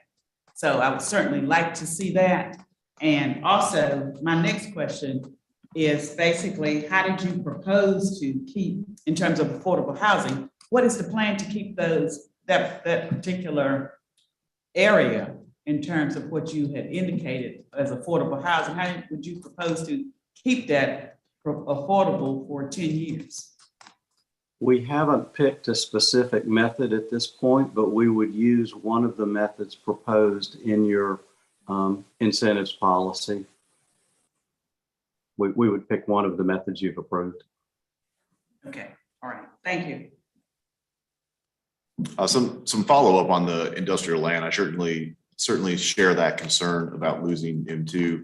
I appreciate Mr. Baker for bringing that up at the planning board as well. It is interesting that we've done a lot of talk about residential next to M2 and how to essentially avoid M2 in some cases. A lot of that was theoretical at that point. I think it's very real now with the VinFast announcement and likely some other announcements soon. So, and I think that Autonetics is a great example outside the corporate limits, as you indicated, but barely. And I think that's the type of development. I don't know, they work with the auto industry specifically, but I think that's the type of development that we would like to see there. In this specific instance, I think there's closer to 64. That's probably more something like this, maybe more realistic. But as we get further away, in particular down by the Moncure Road, I think we really need to make sure that we have M2 space available. And I appreciate planning staff working recently with us to get some of those more heavy industrial uses that changed in the UDO. So I feel pretty good about the uses that are left in M2. And outside of that, I'm kind of curious too about the care that you guys have taken with this development. If you could talk a little bit about those industrial sources that will, or industrial projects that would likely go right next to this if it were rezoned. How are you providing a buffer from those If they were to build with standard buffers for the N2 district, how are you providing with this plan to protect residential development, for example, from that heavy industrial development? I think Ms. Holloman is the correct person to answer that one. Sure, I will, and thank you for the question. So we have stated, and this was something that we worked with staff on and took staff's recommendation that we would follow all applicable UDO requirements at the time of site plan and preliminary plat submittal. So we would follow all landscaping requirements that, so whatever the buffer is at the time of site plan and preliminary plat approval, we would meet those UDO requirements. Ms. Holloman, can you share your screen and put back up one of the concept drawings that has the pods shown in it? Yes. Yeah, and I mean, Can I interject real quick Okay, question, sure. clarifying question on Ms. Holloman's response? Because my understanding is that if we proceed with this PUD at this time, then your entitlements would be locked in based on our current ordinances. And so your suggestion that you would comply with buffer in the future doesn't, I don't believe that's accurate. Staff, can you back me up on that? Commissioner, I believe I can respond to that. Okay. When you approve this rezoning, all that is locked in is the rezoning, but the details of the UDO will come into play when either preliminary plats are submitted, or site plans, or subdivision applications. And that's the point at which all of those buffer requirements and other detailed and design manual requirements will apply. If you will look with me at the drawing that Ms. Holloman has up on the screen, on the far left side, the buffer is basically Robeson's Creek and an area that will still be a wetland. So there is a significant buffer over there. The buffer on the far right side is almost entirely the commercial and mixed use area. So the portion of the property that would be developed for residential is likely to be buffered very naturally by the other pieces that exist around it today or that are part of this development. right. I think what we've seen in a lot of cases where industrial uses follow residential uses is that a lot of our citizens don't feel that depending on the use of that heavy industrial land, that is sufficient. So if industrial were to develop prior to this, I think it almost needs to be looked at on a case-by-case basis. I understand there's the natural buffer there that you have the advantage of the creek, but I'm just concerned, and without any details, of course, we can't cover that now. That's just a concern of mine. Less of a concern than losing this amount of M2 that we currently have. Thank you for that. And let me just say, as a professional note, I've been in the North Carolina local government business for 45 years, and I can't think of a single instance where a new industry or manufacturing plant is located inside corporate limits. They really like to be just outside where they pay only county taxes, but still have all the advantages of being near the town. I think one of the things your consultant will end up telling you is that in-town industrial and manufacturing uses are a thing of the past. Well, I agree that I would like them to be a thing of the past, but we do have a manufacturer downtown Pittsburgh that recently located into an industrial area downtown Pittsburgh. So it does happen. Well, I think Commissioner Shipp to that, and to Mr. Farrell's first comment, I think that is dependent on what the vision that each of you have for Pittsburgh. And right now, you know what the current zoning is, and there is a certainly a deference to what it's currently zoned as. The applicant is seeking to convince you that this is a better vision for the town, and that's what every rezoning is. And so when we set out, and I don't know that we had. We certainly said that we contemplated this property in many respects when the future land use plan was adopted in 2012. But certainly when you have something in front of you that's very precise, even though a 200-acre parcel is a large tract, having the precision to say, okay, are we willing to make the trade for what we know it to be as the existing zoning classifications, which include some industrial uses. We have something in front of us today that we didn't have in 2012. And so I think the conversation for the board is, what is your vision for the town in general? Would you like to have, I certainly respect Mr. McCarley's opinion on the market. And I think it's probably a very fair assumption that most industrial will probably locate closer to Moncure than not. But if the town leaders, being U6 folks in front of us here today, think that you'd like to reserve that, I think that's your prerogative to reserve that. And conditions can certainly change. And so I think the conversation is really, are you willing, with what's presented in front of you with this Robeson's Walk project, willing to trade what you know for what you see in front of you? And that includes a lot of facets of that. So I think, I hope that that addresses your question in some respect, Mr. Farrell. And then to Mr. Bonitz's question about the what standard prevails. I think most of that can be is oftentimes written into some of the standards of an application to say whether they want to freeze time, if you will, and say the standards of today as of May 9th, 2022 are the ones that remain in effect for the duration of the project, or is an applicant willing to allow that to move forward without it? With general rezoning, there's not always some of those conditions that tether that to that. There has been conversation about development agreement with this project that has not been submitted. It's not required at this step. So if I can put that to bed real quick with my comment there, that we've talked about it, it's been discussed, but it's certainly no requirement to have that this evening. I do believe that a development agreement, if it ever were to come forward, would try to memorialize some of those standards and lock those in at some point, as well as any other type of infrastructure conversation that those often include.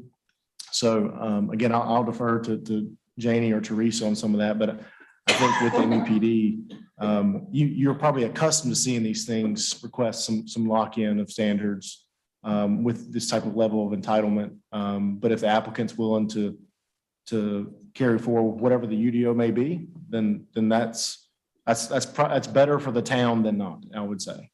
That's a benefit to us to allow the most modern standard to prevail with the development of the project. And to go off of that, where we are. Sorry, I just have a quick point. To go off that as well, if you do decide to approve it tonight or at the next meeting, whatever you decide to do, once the preliminary plat must be applied for within 3 years, or the preliminary plat must be applied for, and it's vested for 3 years, and approved and vested for 3 years.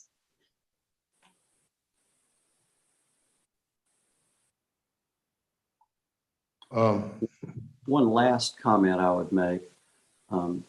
Ms. Holloman, could you put up the comprehensive plan land use map? I wanted to make the point that the entire site is not zoned industrial, or it's not shown as industrial in your land use plan. Part of it is shown as a mixed use development. I think that's actually part of Miss Phelps' presentation. She had that exhibit. Yeah, that's correct and understood. And I think if this was coming in smaller pieces, then that's something we could contemplate or would be more useful. Yeah, I think realistically, a good point that Mac is probably bringing up is the best land topographically wise is along 64, which is designated as mixed use.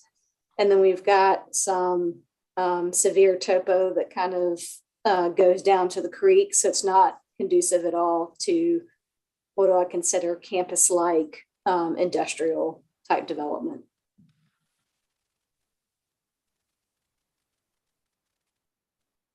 But I guess to that point, essentially pod A is what's shown in the future land use plan as mixed use. And then pods B, C, and D are indicated as industrial. Correct. And to that point, Janie, would you mind explaining to the board how a rezoning decision fits with the future land use plan and how any adjustments will be there? So, If you yeah, understand my question. I do. Yeah, let me pull up the staff analysis.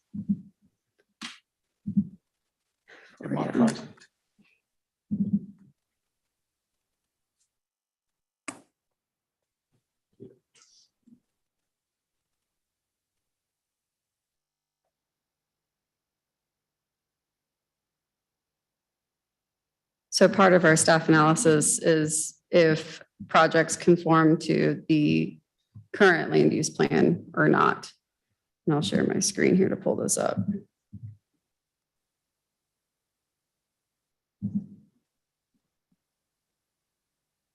So the existing future land use map identifies a portion of the site as a mixed use and a portion as an industrial land use classification. And the requested zoning to MEPD is compatible with the mixed use land use classification, but not compatible with the industrial land use classification.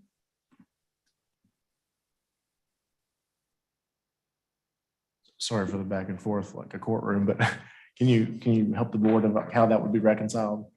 So it'd be amendment to the land use plan. Is that what you meant?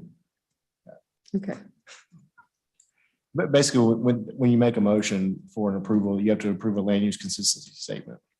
And if any place that is inconsistent, you are thereby, if you wish to approve the project, amending that portion to make it consistent when you make your approval, if you wish to approve. So again, that goes into the somewhat of the trade I referenced earlier, that if the board says, well, when we devised that 2012 future land use plan and we thought this section of the property was mixed use and this section was thought to be industrial, that if you feel like this project is something you want to move forward with, then you can correct that with the approval of the rezoning. But the future land use plan will also be updated simultaneously with your motions that you have before you. Janie, can you talk a little more about I got it, by the way. Thank you. The 3 years on the preliminary plat. So, I mean, I don't expect that there will be sewer in the next 3 years for any portion of this development.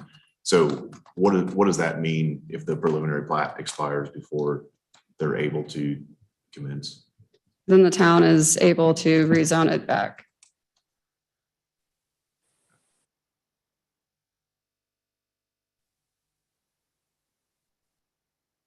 Is there anything additional? Yeah.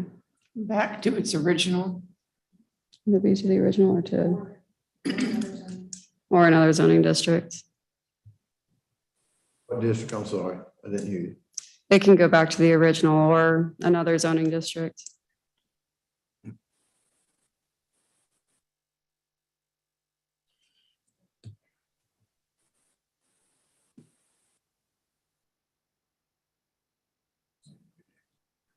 Are there further questions for Janie or?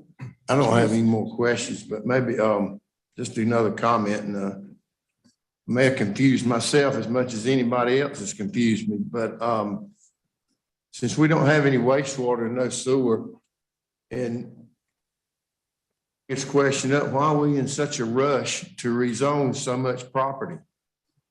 Why can't we hold off on any rezoning temporarily, update our land use plan and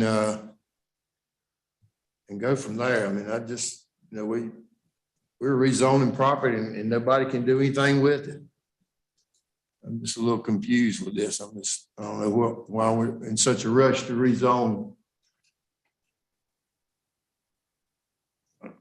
If anybody can help me out on that, I appreciate it. I've had similar thoughts, but I'd like to hear Mr. Kennedy's. Yeah, and I'll certainly allow the applicant to speak for themselves on the rush. I'll look at Matt because I have an idea what he's going to say. This application has a 2019 date on it, so many might say this is a slow rezoning. But I think your point's a valid point about the expectation of development of property with our well-publicized limited water and sewer capacity. I can tell you that I've personally discussed this with Mr. McCarley, Mr. Rifkin, and talked about, some options about how we would, I won't say work around it, but work with the current conditions and how we might move something forward. And so I don't think that the sewer capacity and even water capacity, as that's increasing, those concerns are lost on the applicant. And so I think there could be a conversation that's had about that and how the town wants to proceed forward to that. That likely dovetails into a larger philosophical conversation about development applications that the board receives and that staff receives that we certainly have had in the past. But I think if that weighs into your consideration of this individual item, I think we can certainly have that conversation and would welcome what the applicant would provide to you as well on that. If I might elaborate on Mr. Kennedy's statement, we think that the topography of the land and the location along the roads that it fronts, and the fact that it's now basically bordered on two sides by some commercial development and by the beverage district, makes it unlikely that this is an industrial location. And again, that it's in town. I really think that this property is probably, in today's world, in today's market, much better suited to a mixed-use development than it is to the current land use plan designation for part of the site as industrial. I think conditions have changed in the last 12 years, and that the proposal in front of you better matches the market reality and the topographic reality and what's developed around it as for what this land is most likely to be used for.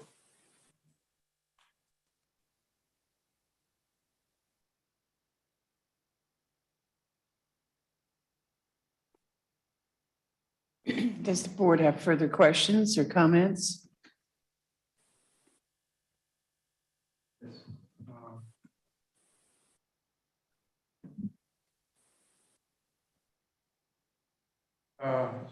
So this is Commissioner Bonitz, and I very much appreciate the dialogue. In fact, I want to reflect back, and I think it was even before 2019 that I first met Mr. Rifkin and very much appreciated his attitude of desire to collaborate and work together and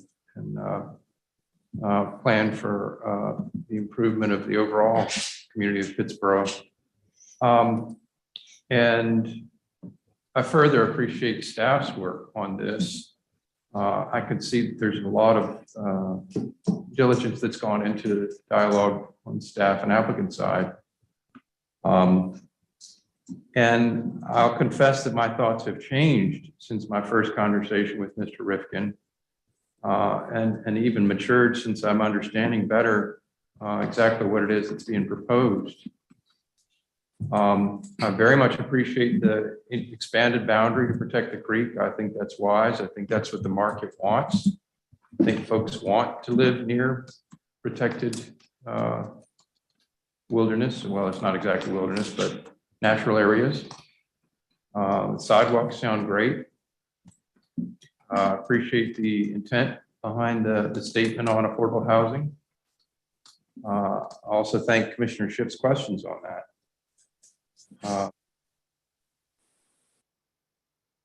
My overall thought on this is the way that my personal thinking on development has changed most recently is with the new revelations about the predicament that we're in as a human species on climate change. And the very clear statement from the last IPCC report is that we need to build more densely, even more densely than 4 units per acre. What I'm understanding is that we need to be thinking about more like 1,000 to 5,000 units within a half-mile walk of restaurants, grocery stores, workplaces. Not a planner, but I'm thinking that works out to about 20 to 50 units per acre or thereabouts. The goal being a highly walkable proximity to the kind of grocery stores that people really want, and restaurants and workplaces. So I just wanted to share that and put it on the table. I also very much share staff's concerns about road connectors. And Janie, thank you so much for your thoughts specifically on how that might be addressed. I'm glad y'all are thinking about solutions to that. It's one of the biggest concerns that I hear from developers that Pittsburgh as a town, we're just really lacking in that north, south, and east, west connectivity. So if we're going to grow, then we need to be mindful of that impact on our existing street infrastructure. And if we don't work that out in advance specifically for this development, then we'll just be adding to an already congested East Street. Thinking about affordable housing, on the face of it, 10% sounds good. It sounds laudable. But I am interested in learning more about the tenure, the duration, how we can work together to extend the duration of that affordability. And I would very much appreciate if we could try and work that out in advance of a zoning approval. It is so important to this board that we have strong affordable housing policies. And I hope it's not too much of a jump to say that we embed those policies in as many of our development proposals as we can. And I would certainly agree with staff that 80 to 100% of AMI, 80 to 120% of AMI is too high. I am reminded that the question of AMI was raised with the last time we talked about affordable housing. And what do you know, the AMI for the county or for the zip code is very different from that of town. And the problem is that we need the affordable housing in the town, not in the district defined by, or the district which is used to define the AMI, which I think is the zip code. That area is rural.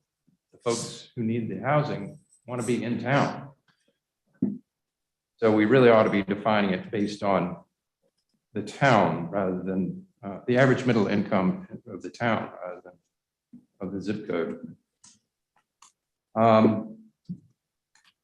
So I'm really curious what work we can do to increase the density even further, avoid the creation of lawns, while increasing protections for natural and open space. I very much appreciate the intent with this proposal to set aside open space. It's noted, but we need to build up, not out. And as it stands, this is building more out and not up. It is indeed sprawl. 600 to 900 acres on such a large area. So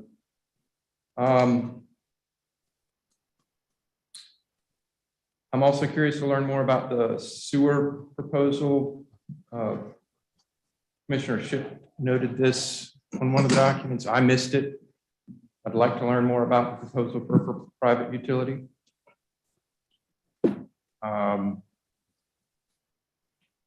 And very curious to hear more from staff about the thoughts on what we can do to work with the Halley companies to ensure that we're working together to strive for a development of centralized water treatment, wastewater treatment, sewer treatment. And again, thanks to Commissioner Shipp in the email thread for noting something about electric vehicle charging infrastructure. I don't think it's getting in too much into the weeds to ask these kinds of questions at this stage, at least to get a sense of intent from the developer.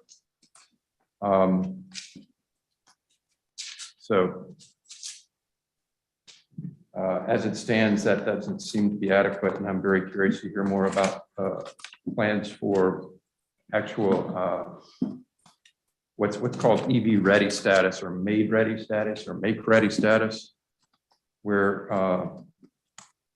commercial and residential construction is done with conduit and space in the electrical service areas for those electric vehicle charging facilities to be installed in the future.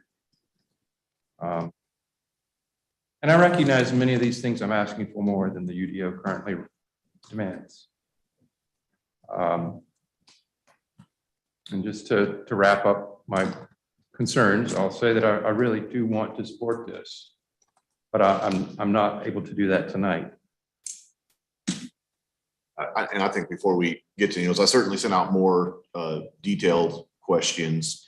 I'm not sure there's a lot of value in going through those right now with some of the other things we've talked about.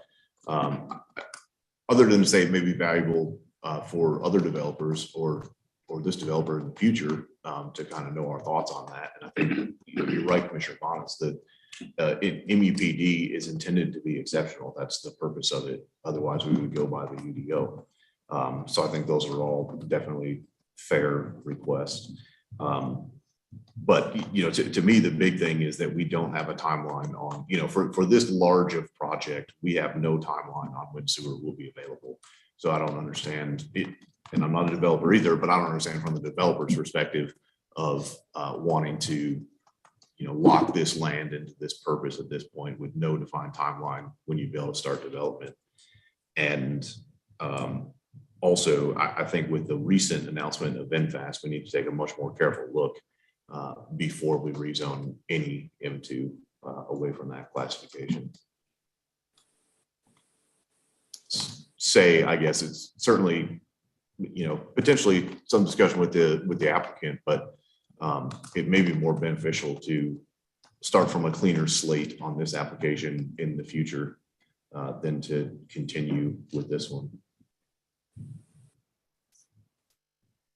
Commissioners, I will tell you that this afternoon, the developer authorized me to say that we're willing to negotiate additional concessions on the affordable housing issue. And I think we can probably show you why this is more dense in the developable portion of the property than 4.23 acres for the entire development makes it sound. But so much of the property is really undevelopable by the creek and in that portion over on the left side of that plan you saw, that it ends up to be fairly dense in the portion of the property that we can develop. If you're interested in hearing more about it, we are more than happy for you to defer consideration tonight and let us bring you additional information.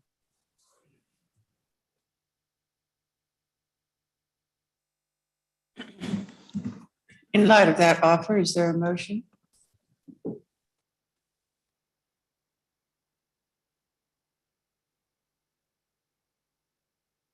Quite sure I've heard.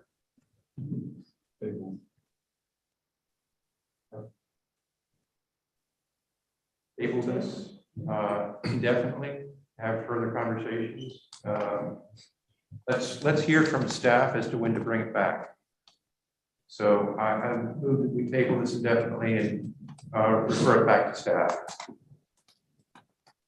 And I'll second for just at least one more point of discussion is that I do want staff to be really clear that personally, I don't expect to see this soon with our decision to table, which I guess I can support.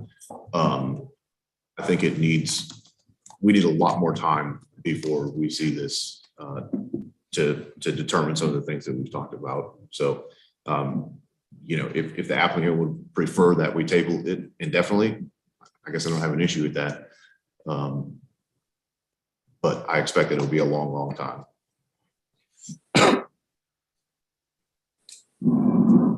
In addition to that, staff had several questions, which I would like those questions answered by the developer, because there were significant questions from staff, which I appreciate those questions. So, or concerns. So I would like those answered as well.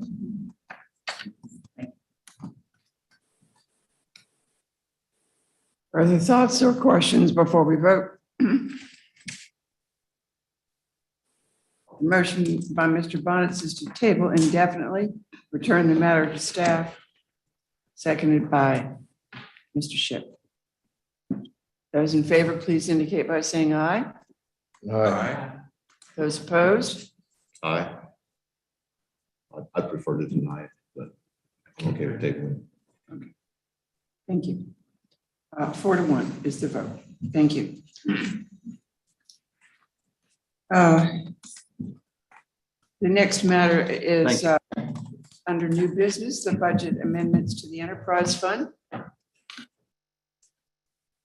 The opportunity to make one motion to consider each of the A, B, C, D requests either in one motion or consider them individually. Chris Kennedy, will you be Yes, ma'am. speaking to it? I wish I could lead you from perhaps a confusing topic in some ways to a less confusing topic, but I may just have muddled it further with this. I have requests I have in front of you this evening. And first and foremost, I appreciate the board's consideration of this request. It certainly is not something we had anticipated at the staff level. We work very hard to provide good, clean information to the board and to make decisions based upon that information. And so, but as Heather and I have worked on our current budget and worked with the results of the audit, we wanted to clear up a few items for you this evening.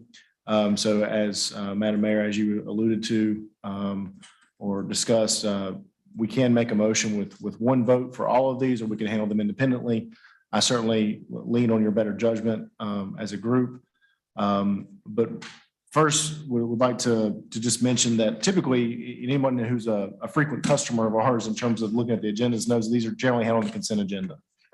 As you can see, the extent of this budget amendment, I did not feel comfortable myself trying to present that on the consent agenda. I wanted to give you the opportunity to ask any questions to provide you the greater comfort for this such a type of amendment.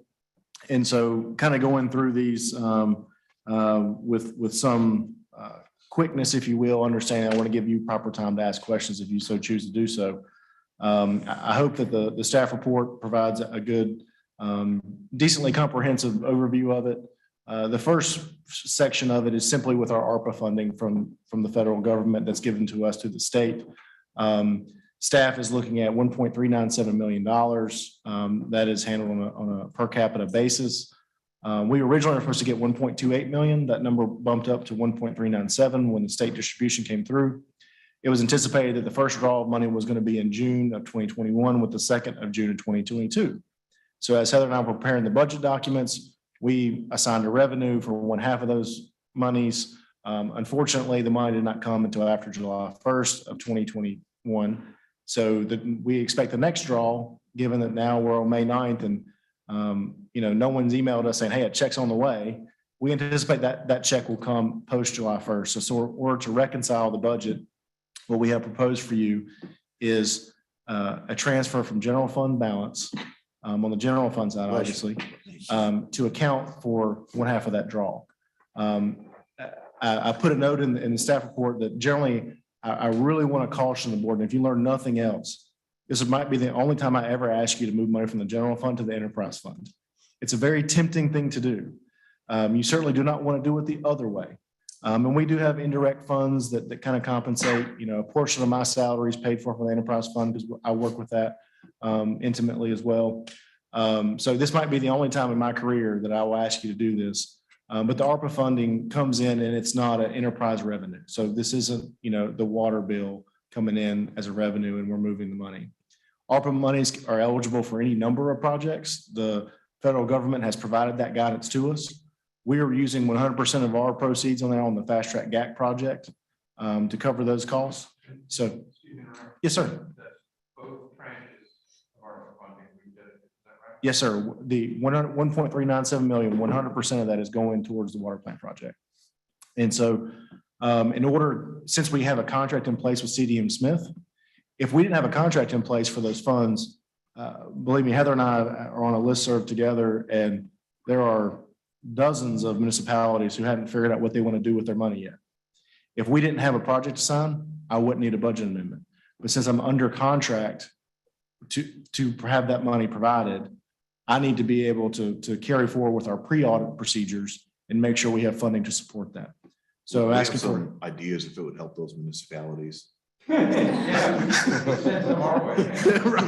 right. I wish there was some sort of clause where we could call it back if we could beat them to it or something. Yeah. If I could hit the Jeopardy buzzer and get that back, but unfortunately, the federal guidance hasn't allowed that yet. If they do, I'll be the first one to come after it and ask for it. But so we're asking for that transfer, and then when the federal dollars that come through the state come back in, we'll just replenish those funds into the general fund. So it'll be a one-time transfer. It's actually going to move from fund balance on the general side directly into the project fund. And so it loosely hits the enterprise fund to help us pay for that project. As we go through the rest of the amendments here, a large chunk of this, I will chalk up to simply my mistake. And I don't intend to make many of those, but I'm susceptible just like anybody else is.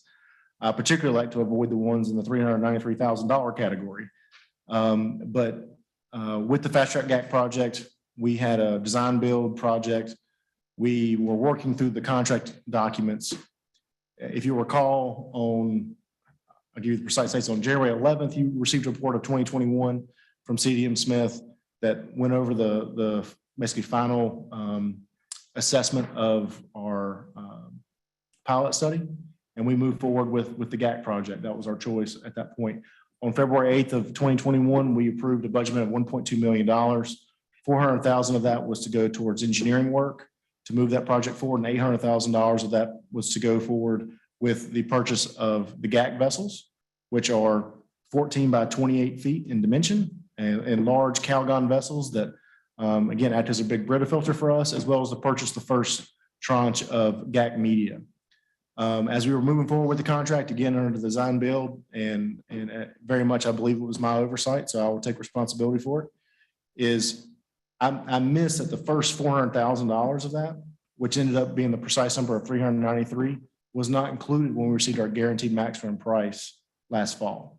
So if you recall, last fall, I asked the board for additional budget amendment of $800,000 because the project that we envisioned coming in around 2.6 million had ballooned a little bit. Again, everyone, I need not inform you about the escalation of prices and materials with some of the COVID supply chain issues. That guaranteed maximum price was bumped up to 3.4. We eventually worked with CDM Smith, very appreciative for their support there, and got the guaranteed maximum price to $3.093 million. My mistake, I believe, was that I thought the first 400,000 was included in that number. It in fact was not included in that number. And so the full carryover of that price is closer to 3.5 than 3.1. So the remainder of these budget items that you see here are to bring us back into balance with that mistake, and then some other considerations that we, through the audit, we found what our available fund balance was approximately $436,000. So knowing that was our cash on hand, we worked through those numbers and to get us back into balance. So to do that, we moved some projects around, have to delay a couple projects, which is not my preference. I like to get things done. We will still try to push those forward as best we can. We also have two of the more unique aspects of this, and I suspect the board has limited experience with closing a project fund. We've opened some project funds, particularly in last year's budget. We've got a few more in this year's budget. Those are separate budgets entirely for each one of those. They're approved the overall budget, but each one of those has a project ordinance. And so in order, that's part of you see here, you see the traditional kind of ordinance that moves money around, but we also have project ordinances for two projects that we're seeking to close. One of those is a project that was opened in 2009 called the Hall River Intake Improvements Project. Now, I can't find anybody on staff who knows what that project was supposed to do.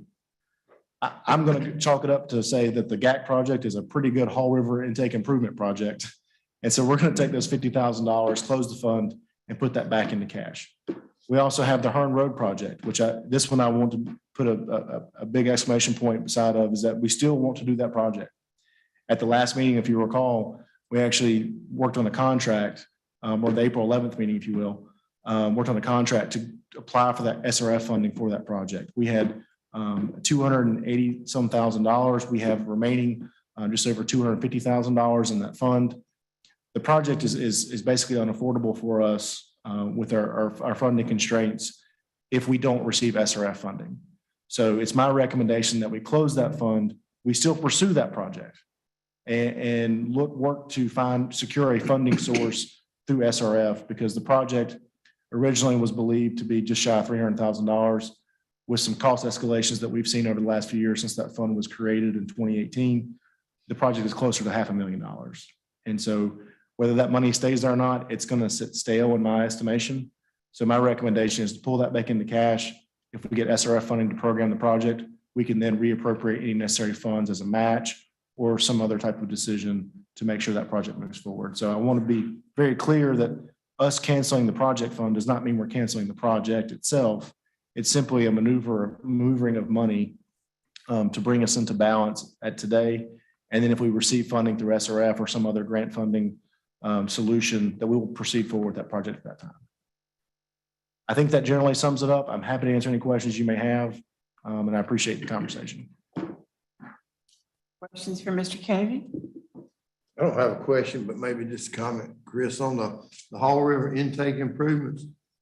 Was that not just for cleaning out? I mean, what Eddie Thomas did? We did that this year, right? Well, we have a river intake dredge that's not part of this. So you also see that number in there. I'm glad you brought that up because it reminds me to hit a point. We found out there was a redundancy of $25,000 in the budget last year. We had unintentionally programmed it both in operating as well as the project fund. We simply had that carried over into both. And that's where, when the department head budgets come out, the department heads don't classify something as a fund. And so that was something that we missed as we move forward. Luckily, $25,000, while it's important, no doubt about it, it's not, another digit or two. But the Hall River intake, we've done work over time. Heather went back through the books. We have never pulled against that initial amount of money that was put in. So if we have performed those projects that were envisioned in 2009, they've been paid for with other sources. So they probably came out of contracted services in those utility budgets rather than coming out of the project fund. And I guess the punchline there is that $50,000 been sitting there since 2009, with just not being used at all, right? Correct. It's been static. Money was put there. Certainly, we have increased our usage of capital project funds. And I would generally say my personal budgeting preference, one is if the project's complete, close the fund. But even if it's a perpetual fund, if you have sidewalks, well, you never really can close out the sidewalks fund because you have to do sidewalks forever, is to keep a project fund open for 7-8 years, close it down from an accounting perspective and open up another section of it. So we might, as we go on in the future, when we're 20 years down the road, we might be in sidewalks phase 3 capital projects fund. So something of that nature. So given that that's a 14-year-old fund, I would have wanted to close that fund probably 6 or 7 years ago, or when the project ceased. And it appears that, well, neither happened, but it appears that the work was done and it was never drawn again. And I assume from all of this, it was a comprehensive comb through the budget, but we don't have any other phantom project funds. We tried. We looked. I'm sure. We looked. This is something that is a bit of a shock to our system, where Heather and I, we work very confidently moving forward. When we miss something, it puts us into a bit of a spin, because we're like, okay, what else did we miss? And I'm sure each of you probably felt that when you saw my memo come out. So we work really hard to try to avoid some of these mishaps, if you will. But as I've said in the past, if we do find something, we want to be honest about it and make sure we're going forward with the solution to fix it.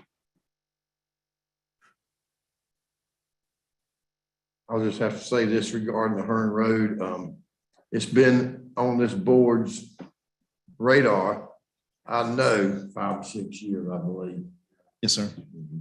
And it's sad that we didn't let it slip by when we were supposed to. And I know we had some easements and property owners and all like that issues, but they still are customers. Well, I think the solace, if any exists, is that the project we've applied for and that Kent and our engineering staff have worked with WK Dixon to apply for at the SRF level, is that we're going after the full project. That before there was, when we put money towards the project, there was still some confusion about, how we were going to tie in the meters because they were so far out of the right of way, whether we were going to bring that forward. And that's, when you get behind the meter, that's the private side of the line and how that was going to get paid for. So what we've applied for is really kind of the full, some of that conversation still needs to be had, no doubt about that. I don't think it's been 100% resolved, but we're at least going after enough money where we can have a philosophical conversation and not necessarily a strictly budget conversation, if that makes sense. Okay, thank you. Yes, sir. Other comments and questions?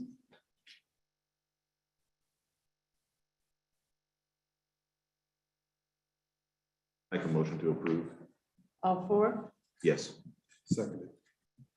Motion by Commissioner Shipp, seconded by Commissioner Vose.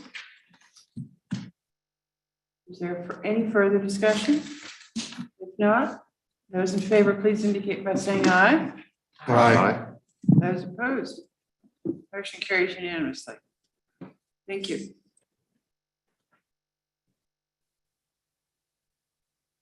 Make a motion for a 5-minute recess. Okay. I'll second that. Those in favor, please rise.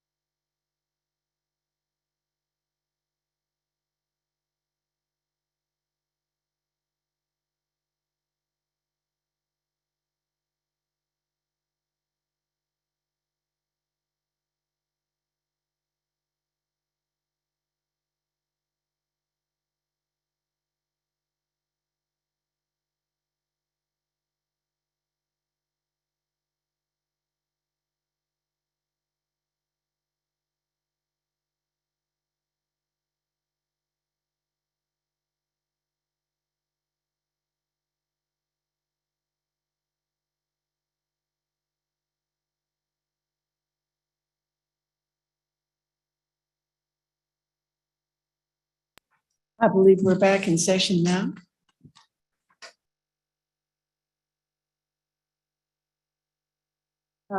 We need a motion to go into public hearing with respect to the budget. So moved. Commissioner Shipp, and seconded by Mr. Farrell. And take it away, Chris Kennedy. We didn't vote. Did we vote? Sorry. And those in favor, please indicate by saying aye. Aye. Unanimous, I believe. Thank you. Well, thank you, everyone. I'll try to provide a condensed version of what we had before. Certainly, we had the budget retreat back in April. We had our first public hearing on the budget April 25th. Heather and our staff at town, we've worked on some adjustments to the budget. So again, as I like to do, I like to start off by just telling everybody thank you. Obviously, everyone who helps us develop this budget. So I think that's an appropriate way to start off because there's many people involved, certainly more than myself, even though this is the manager's recommended budget. So our presentation overview, we have the budget calendar, which will give us an idea of where we stand today. So summary of adjustments made since April 25th, our first public hearing, some discussion of the budget, and then of course, next steps. So as you can see here, we are slowly ticking away the tick marks here to get us closer to adoption. So we have our second public hearing tonight. Just as a reminder, we're only required to have one public hearing. Certainly would love to have this maybe before 9:45 p.m., but we didn't have anybody sign up this evening either. So, and of course, we welcome any comments that may come in, certainly prior to adoption. If all goes well this evening and staff is ready to tidy things up between now and our next meeting, we will seek adoption of the proposed budget for fiscal year 22-23 and then the setting of the tax rate at our next meeting on May 23rd. Then, of course, the first year of the budget is July 1st of 2022.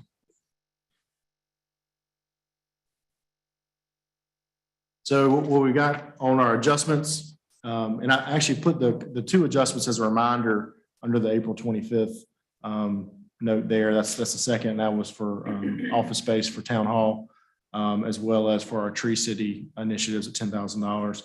But what we've looked at first, the update we have for this evening is Heather and I have been working through and kind of gleaning through some of the numbers. We actually reduced the general fund expense and revenue accordingly by almost $10,000. So certainly anywhere we can try to trim, we try to trim. And most of those are in some salary adjustments that we have better information with hires and such. And so we've trimmed from that number. As we go into the enterprise fund, we have trimmed the request. Certainly we heard the conversation from the board and wanted to be responsive to that. Obviously, the preceding budget amendment affected some of this conversation in terms about how much money we were going to be able to carry over from one year to the next. And so what we've been able to do, and I think this is probably about as tight as we can get it, and you'll see the numbers here in a second, is to trim the utility rate increase from 20% to 15%. In order to do that, we have moved the utility account specialist position, which is trying to separate our accounts payable and our utility accounts into two separate positions to help us with the increased demand on the utility side. We've moved that from a July 1st hire to a January 1st of 2023 hire. So that saves the town approximately $32,000 by moving that 6 months down the road.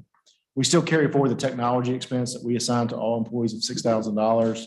It helps us with laptops, onboarding of some of those materials and such. And so that remains static because we spend that equally on January 1st as we would on July 1st. We've also looked at the what we refer to as miscellaneous betterments. We originally slotted these for $75,000 a piece individually for water and sewer. We've trimmed these to $35,000 a piece. And so we've maintained where we are with our Western Tech partnership, so we have not touched those numbers at all, but we felt like these were the easiest things to trim back on. I think the miscellaneous betterments is a good project to invest in, certainly because It allows us to respond to when someone has the ground already open and we see that there's a antiquated pipe material or a manhole that needs replacement that would just make a lot of sense to go ahead and take care of.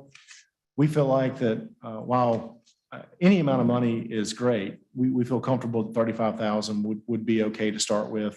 And certainly we hope to have a successful end of the year, putting more money than anticipated into cash to help us with some of those.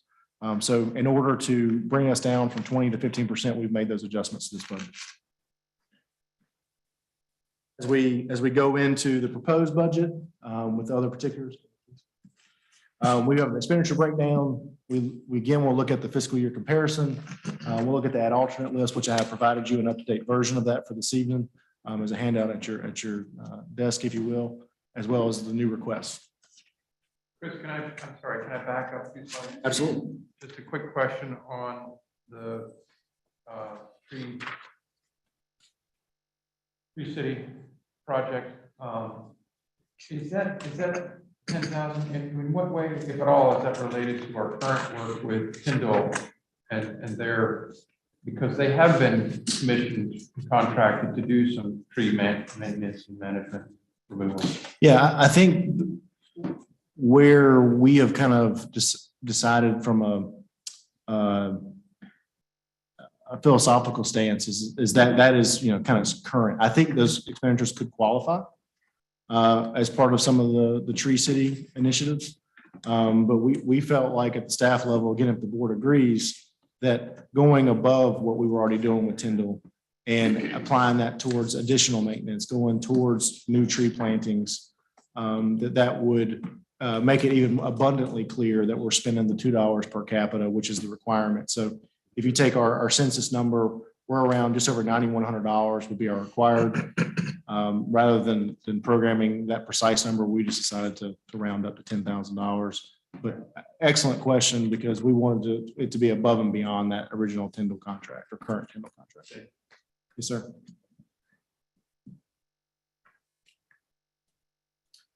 So if you look at the pie charts, I've highlighted the changes from the last session, and you'll notice there are very minimal changes. You'll notice that the governing board has gone up 3% and the sanitation has gone down from 7 to 6. That's just, the sanitation is more of just how the breakdown goes. It wasn't that there was any overall change to that. The governing board, the primary shift there is with the police salaries that we assigned to special events. I have moved those from the police budget to your budget under 4,100.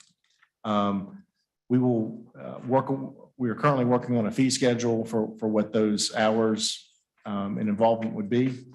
And we know that the board will likely want to help sponsor some of these events. And that would include some of our police work. So we've moved those monies to your budget that either someone would pay those directly and that would be a revenue in.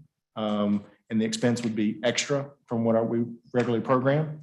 But if the board would like to sponsor an event, you would have a budget at your disposal to sponsor such events for those policing. So that's the reason for the shift and why you have a slight increase to the 4,100 department, which is the governing board. As we move on, if you look at the enterprise fund breakdown, you'll notice a slight uptick going from 19 to 20% and from 25 to 24% administration. This is simply just a result of some of the reductions that we have in the employee expense on the administrative side. And so that $32,000 being removed as currently proposed now shifts the percentages just slightly and how those break down. So again, largely unchanged from what you saw despite some adjustments. As we go into the expense year to year, we have on the general fund side, again, we are proposing a budget of 9.176700, which is a 36.8%. Again, if you recall, we were about $9,000 above that at the last meeting. Again, we've trimmed that down just a smidge. And I put it under the revenue side. If you factor out the appropriated fund balance from the general fund side, our revenues, the only difference is 4%. So when you look at the expansion of the budget, I think that's a good characteristic of how we've expanded. Again, applying what we referred to previously as dead cash or dead money towards individual projects. But when you look at the recurring expense, we're only up 4%, which is indicative of what our overall growth is. And so every year we expect there to be a subtle growth and increasingly, particularly with some of our larger development projects hitting the tax rolls, to see that number go up, even when we don't have a revaluation year. We are, again, currently proposing a tax rate of 44 cents, and that is an increase up from our current tax rate of 0.4333. On the next page here, as we had before, I think it's a nice handy slide to have to see the progression or regression, if you will, of where our tax rate has been over the last 10 fiscal years. As we look at the budget on the enterprise fund side, you'll notice previously we were 10.4% below last year's program budget. With the adjustments we've made to the current proposed budget in front of you, we're actually now 13.7% below last year's budget. A lot of that, again, is the appropriated balance from our return earnings side to pay for the fast track gap project. And so with the 15%, our revenue has shifted. And so we recall at the last meeting, we were looking at revenues where we were looking to put almost $800,000 into cash. Now we're looking to put $8,346 towards cash. And so that would be our transfer with a 15% increase. Again, that is combined with the information we just had with the budget amendment that gives us a better, truer sense of where our cash position is in the enterprise fund. And I noticed I did not change the utility rates. I need to make a note. So that's a 15% at the bottom and not a 20. That's a typo from my previous counting. As we move forward, and one of the things we talked about was looking at our rate schedules for this individual public hearing. Obviously, we've talked about water and sewer rates, but there are other application fees at the town. We have had a lot of conversation at the staff level about where to take some of the development fees. I think that conversation will continue throughout the year and how we feel what the pulse is and what our revenues are in terms of some of these projects. And so on the general fund side, what we've done, particularly on the development services fees, is to look at fees that I would say are either assigned to a typical homeowner may apply for versus someone who might be a larger developer. And knowing how much expense that larger developers put on our staff, we've increased only those fees. So I'll give you an example here. Our residential zoning compliance certificate is $75. It's staying $75. Our non-residential zoning compliance certificate is going from $150 to $200. And so as we look at how we generate the revenue, we are trying to say, if Joe homeowner, on Small Street is applying for something, there's an expectation that their taxes will help cover part of what they might apply for. But certainly as we get into larger development projects, I'm not expecting that same homeowner to apply for a 1,000-lot subdivision. And so I think that takes up the majority of our staff. And so as we discussed a little bit at the retreat in last session about how do we think about subsidization of our development fees and what are covered by taxes and what are covered by application fees more directly. And so we've sought to improve that balance a little bit. I am under no opinion that this is a complete balance of that. I think it's a greater improvement towards it. And so what we've looked at is try to take some of the fees and increase them approximately 15%. Part of that 15% is factored in. It's comparable to what we're doing on the utility fund side. It also looks at, we have an approximately 10% increase in employee expense. There's also some other maybe CPIU information there. And in order to protect the rates of certain fees, you have to bump the other ones up to make them a little bit higher. And so instead of doing 10% to every one of them, we're looking at zeros on certain ones and 15s on others. And some have a direct a dollar figure assigned to them, mainly to make the fee schedule work out more comfortably in a rounding. There's no sense in charging $183.57 for something we just either make it, 175 or 200. There's some rounding factor there. So some of these have exact precision. Some of these are grenade and accuracy in order to make sure that we can cover the costs. Not knowing how some of these projections go, we haven't tampered too much with our existing revenues, but we seek to try to keep costs where they're at. So I'm happy to delve more into that, but did want to convey that we have adjusted the rates, but tried to really protect our basic and average homeowners who might be applying for a zoning compliance for a fence or a storage shed or something similar to that. Chris, did you have any luck discussing anything with the sanitation of the weekly cardboard? So I'm still working with Mr. Davidson and trying to get some firm numbers for the board. Again, we have factored in a 5% increase into that. We feel like that would be comparable. I'm hoping to have, again, abundantly more information day by day on that. So I'll be reaching out to Mr. Davidson again. I wish I had better clarity today. I think even if we could get larger containers for our small containers, that would be some help. And I wouldn't think costs, other than deploying them. Yeah, I mean, I think a large part of it would work itself out. One thing that has probably confused the process a little bit, when we negotiate a contract, there is a fuel charge that's included in that contract. We customarily set that rate well above what fuel is. And so generally there's a credit that it's in the amount of thousands of dollars every month that comes back from that fuel surcharge. But with diesel at $5+ a gallon, yeah, we're not getting that rebate, if you will. And so normally where that contract where we would be able to say, we might have $5,000 or $6,000 a month that credits back, which again adds up to $50,000+ in a calendar year. We are not going to see that likely anytime soon. And so that's a consideration that we have to factor in is what that rate is charged at to make sure that we have a general understanding. So we typically win on that. Unfortunately, lately we haven't been winning on that, but maybe that's just fair and how that works from an ebb and flow standpoint. To the extent that you are continuing to have those conversations about bins and bin sizing, I hate to be superficial, but I think it'd be better if we could have muted colors rather than the fluorescent bins. We can certainly ask for that. I will say the neon green tops aesthetically are, from my estimation, I am no fashion designer if you haven't figured that out yet.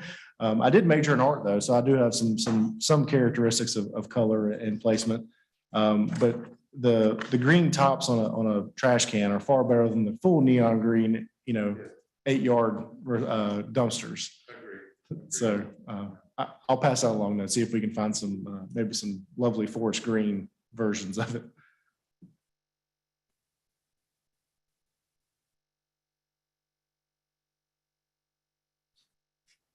Any other questions on the fees?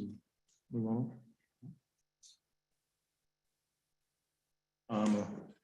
Heather's ahead of me. She already moved on. And so again, I will beat you with the redundancy stick on this one. We're looking at 15% instead of 20%. And so all the rates that are included in your proposed budget have been adjusted accordingly. Ad alternates, again, a lot of these are largely similar to what you had before. I've reiterated them here just so you could have them in front of you with current information. Again, you have your ad alternate list that's up to date. If you find anything that isn't up to date, I'll be happy to make any adjustments as needed. But this is what was currently programmed in the budget.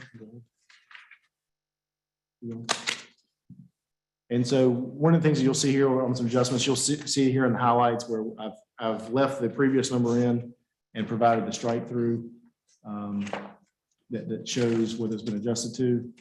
And then as you come to the bottom line for better conversation, again, you can see where we dropped about $10,000 on the general fund revenue and expense. We balance it at 0. And then on the enterprise fund side, you'll see some adjustments where we've come down about $225,000. And then our revenues have adjusted accordingly with the rate increase at 15%. And so we're looking to transfer to retained earnings balance or fund balance in the enterprise fund, $8,346. So next steps, if everything's all Chris, swell. go Just ahead. back Yeah. on that slide. I'm certainly concerned about a 15% utility rate increase, but also concerned about only having our balance be $8,000. To be clear, that's just our transfer to cash, not the overall balance. Sure, but trying to rebuild our balance after we took $3.5 million out of it now for the advanced water treatment. I mean, I'm not much with money, but that makes me nervous as our pipes break and, you know, people strike things during construction and all that stuff. I mean, I think it's a dangerous position to be in. What will that project our overall fund balance? So Retained earnings. If we, and the only reason I'd like to use retained earnings is so we understand which side of the budget we're talking about. So I hope that doesn't confuse it more when I use that term.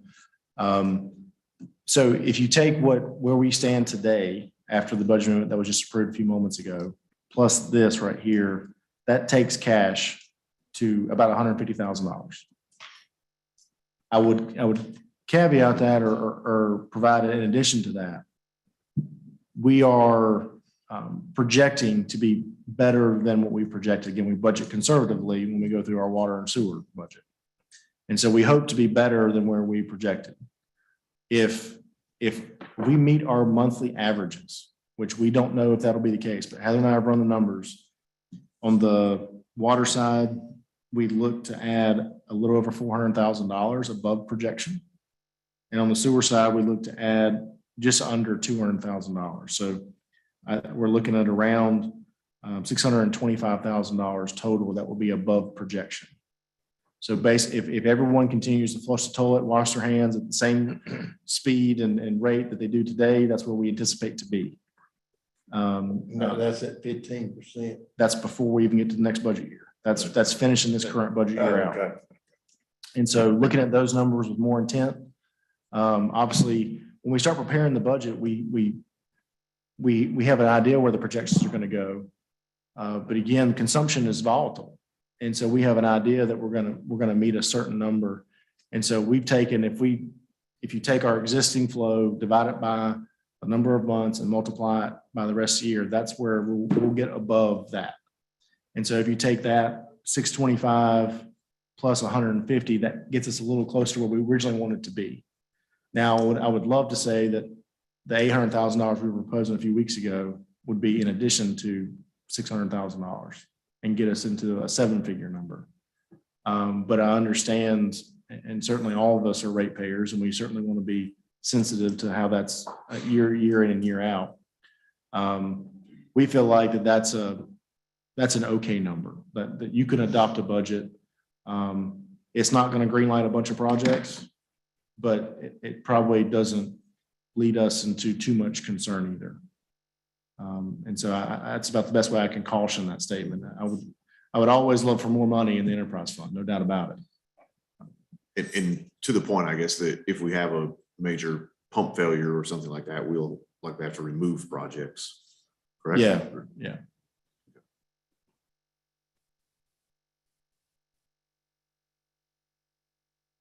And so there could be some, I think what our step would be is to look more creatively at some of the financing options. Those have been lukewarm in the past because the collateral is so inconsistent. But we like to think that between some of the projects that we hopefully will get some grant funding for that will occupy our staff's time and have a little bit of cash on hand that we could, I like to think we'll always find a way to make it work. There are certainly setting yourself up for success to make it work goes into that too. And so I think if our numbers hit where we think they're going to hit, we should be okay with some cash on hand to take care of what's out there. I would note that because of how the budgets have been structured, that your budget and our budget from fiscal year 2021 is going to show more expenditures than revenue. our budget from this year will show more expense than revenue. That is something that the LGC very much monitors to make sure your rates are sufficient to cover that. Next year, you should not have that. But that is largely in part because we're not programming as many projects based upon what our current proposed budget is. But that will be a shift in that we will not have, barring something that comes up, we will have more revenue than expense for the first time in a few budgets.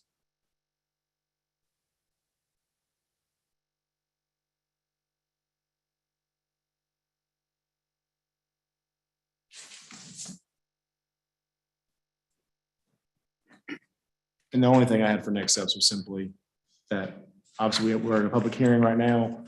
Welcome any comments from the board, from others, and certainly we'll have an adoption if everything is prepared accordingly.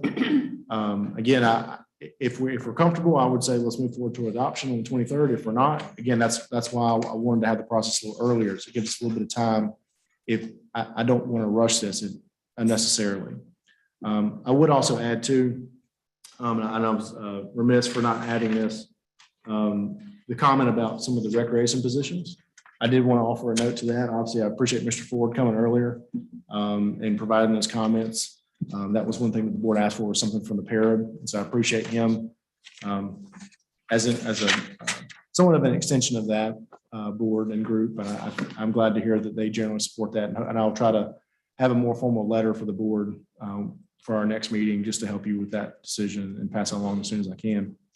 But with the rec coordinator position, we talked about some of this at the previous meeting with the rec coordinator and superintendent. Removing those from the budget, the coordinator position, if you include the vehicle, would be a reduction of $111,544.48. That is the precise number. Your ad alternate list has more of a rounded number of how we would typically budget, but those are the precise numbers. For the superintendent, it'd be $127,784.48. And again, both those include a vehicle. So you have a $40,000 vehicle for the coordinator and a $50,000 vehicle for the superintendent. If those positions. Say that rec coordinator number were. 111,544.48. So basically $112,000 if you would like an easy number, but 40,000 of which of that is a vehicle. And then on the superintendent, it was 127,784.48, with the vehicle being $50,000 of that number. And just to round up some of the other things for the utility position, that decrease in expense would be $32,826. And I know there's been some conversation as well about some of the say water billing policies. And we had some conversations about that, about both to Mr. Farrell's conversation about how we can, I think probably the best way to term it, it's kind of a spousal transfer of an account. I think the best way we can resolve that is simply just having that a family member kind of be a joint person on the account. I don't know that it's so much a policy as much as it is that, you know, if on my account, if my wife Emily is also on the account and something happens to me, she can simply carry forward with the account without a transfer of that. If it's any other person that isn't on that account, it's the same amount of effort that it is to transfer it to a third party as it would be a family member. So the staff time involved transferring from myself to my wife, if she's not on the account, is the same as transferring from me to any other person that may purchase my house. It's the same level of work because it's a new account. So what about the process of adding someone?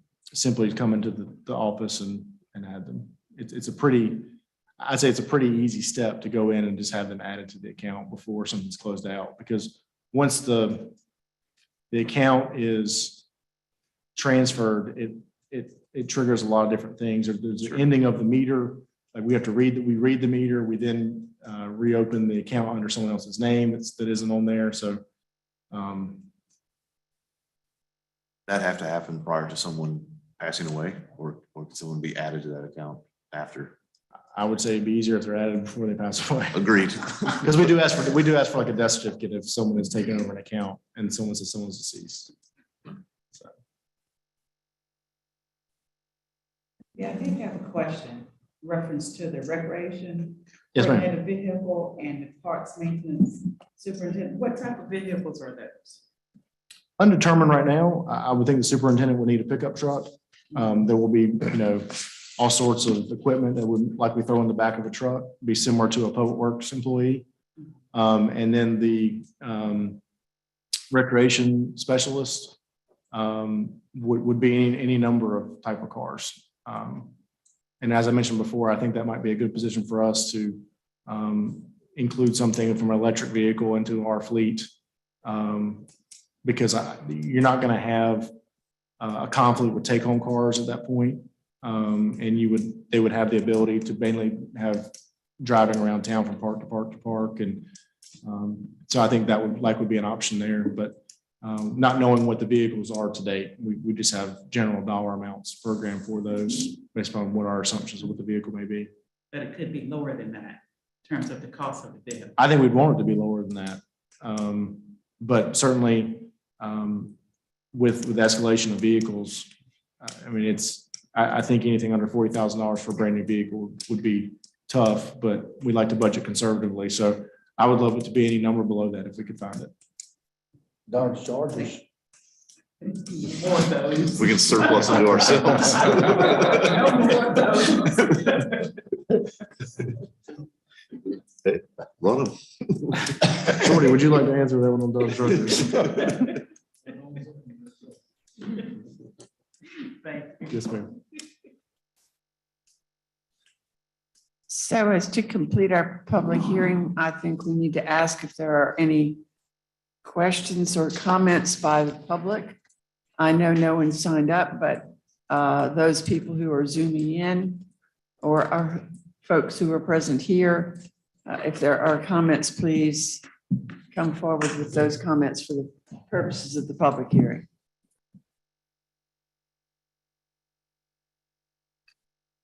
Thank you. Are we ready to have a motion to come out of public hearing? Or have you completed? Yeah. You can certainly have discussion in the public. Any further questions from the board?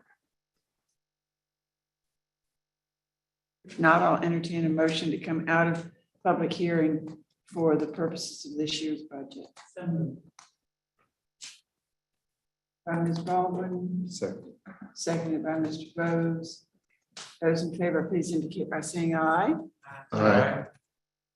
Motion carries unanimously. We have no miscellaneous items and no closed session tonight, so unless there's some miscellaneous comments to be made, we'll entertain a motion to adjourn.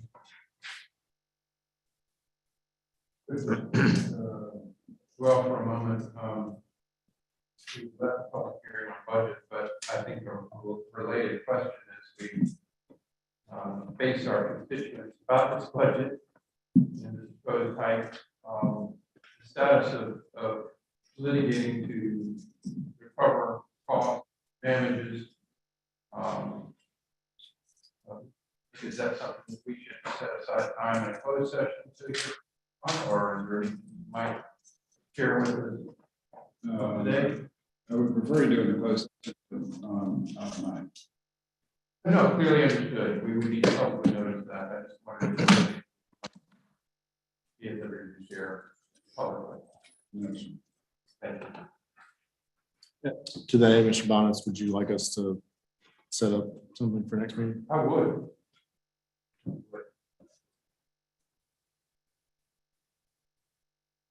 I don't expect that will have quick relief for rates. No, I don't either. But Okay. I want to look a voter in the eye and say we're diligently pursuing recovery of costs. Sure. Sure.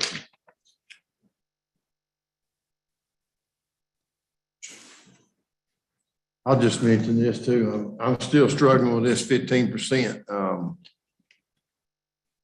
It's gonna be hard for me to vote 15% rate increase. So, it's That's where I stand on that. And I just, you know, if there any way we could. I was hoping maybe we might have something around 5%. I mean, that might not even cover the chemical costs now, you know, and testing costs, but. Well, and that's a lot of it. When you look at the chemical costs on the utility fund side, you know, we are spending more and more every month on chemicals. And particularly when you bring on the GAC project. Right now, historically, we've spent around $300,000 a year on chemicals. That number has gone up 30%. On top of that, now we have GAC, granular activated carbon, which is another $300,000 on that already escalated number. So we have easily doubled our chemical budget in the enterprise fund just simply with those projects. And so chemicals, sludge hauling, just the mechanics of running the utility have just increasingly gone up and honestly precluded us from maybe some more projects that we'd like to do. I think they're important to make sure we have clean water.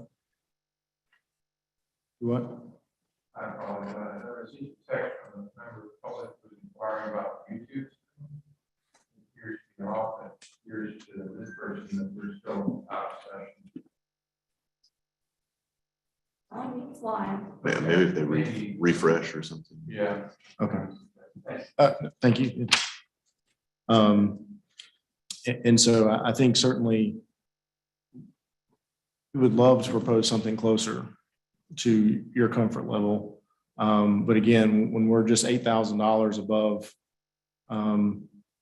our expense, I think it's rather difficult to trim any further than that. Because again, when we look at the percentage points of the water and sewer side, 1% on the water side is around $24,000 and 1% on the sewer side, $17,000. So to just get it to absolute balance, you're talking the fractions of a percent in the rate. And so as you look at it, only transferring $8,300, that's almost dead on from a percentage standpoint to keep it that tight. And so I would recommend that even though we'd love to have it be any number below that, most likely that I think 15 is the appropriate number because it keeps us above zero. Chris, do you happen to know what the amount would be? Like if we were going to lower that increase by 1%, is that $150,000? Like if we 1%, if you move it 1%, if you made it 14, you would deduct $24,000 on the water side and $17,000 on the sewer side. Okay. So we would essentially have to go through this in out list and take out $35,000 yes per percentage. Yes.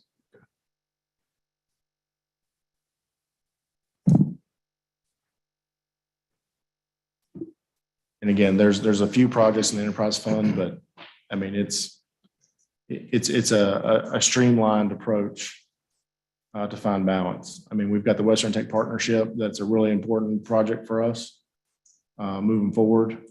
That carries a heavy price tag. That's $371,000, if I recall correctly off the sheets. So looking at that number, I mean, that's, but again, that's an investment to stay in that project as we've envisioned. So, and again, that's not even being fully opted into that project. You'll see some opt-ins further down the line with that bring another few $100,000. So that's just us being opted into the portions we're opted into. We've opted out of other segments of the project because we didn't feel comfortable that we could afford those aspects of being a full partner in the Western Tech Partnership.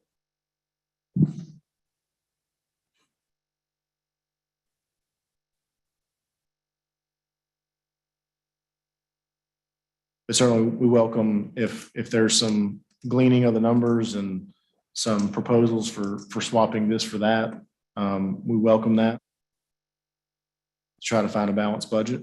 We want to have something again that this board's proud of, that we can continue to provide a high quality level of service and enhance that. We wanted to get better every year.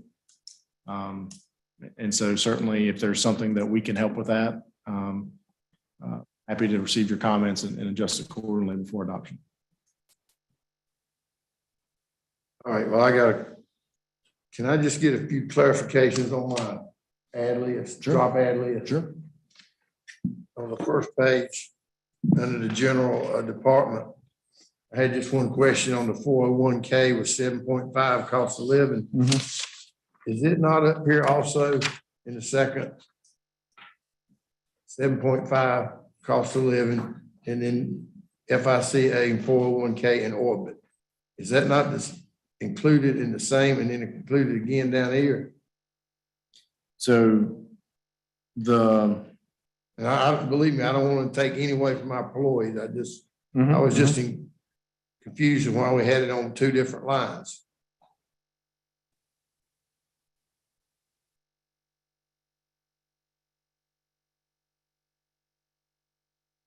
It would be the bottom line on the general. Yeah, I see what you're saying. I'm trying to refresh myself from preparing this a few months ago and then obviously going back through it. Well, I think what we tried to do was show the numbers that you could see the breakdown of some of that employee expense where, you know, the salary line item is one aspect of it, but there are other aspects. And so like the orbit expense, that would be separate from the COLA number. The 401k, the bottom one there, I think that would be separate. So I think my parenthetical on that second one there is, I'll agree it's confusing and I'm trying to jog my memory of what that is. Heather, do you recall? Is that excluded maybe? But that wouldn't. I think that's gotta be like the FICA. Maybe. Because you've broken out the other. Yeah, that might just be the FICA.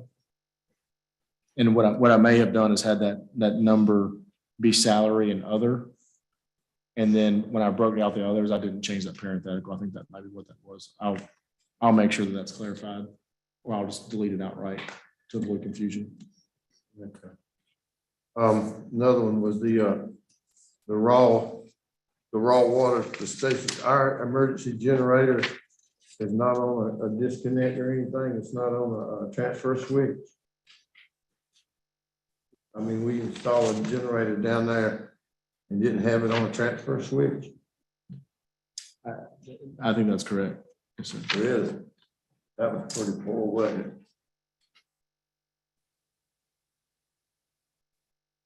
Commissioner Farrell, it is on a transfer switch. Okay.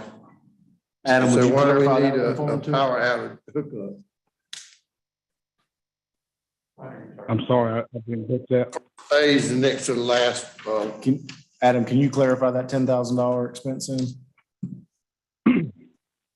I'm sorry, Chris. I don't know exactly which 10,000 we're speaking of. There is a water treatment plant power outage emergency hookup for the raw station for $10,000. Okay. Yeah. Yes, I can.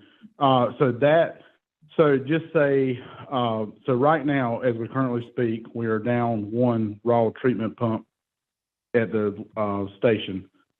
So if the second pump went down, there would be no way to pump water to the water treatment facility. We would have a connection where we could actually rent a pump and actually supply water to treat at the water treatment plant. It would push water to the water treatment facility. It's very rare, but if both pumps went down, we could still get water to treat to the water treatment facility. This will allow a connection for us to put basically a big straw in the river and get water up to the plant. So Adam, is that and this is Adam Pickett, our Public Utilities Director, is that the pump itself or is that to rent a pump for that? We would rent a pump for that. However, in the recommended budget coming up, we have a pump in place that's going to the wastewater facility to do some things. This would be a town-owned pump. Should that situation rarely occur, I've been with Pittsburgh since 2010. We've never had that scenario. However, if it happened, we could snatch that pump and get the job done with that pump. But right now, we would just rent the pump from a rental company in Raleigh and be able to make that happen. This is the infrastructure to hook up that pump to the water system. Exactly. Okay, thanks, Adam. Yes.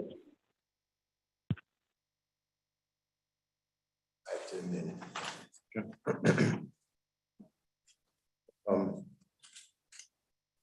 All for the hybrid police cars.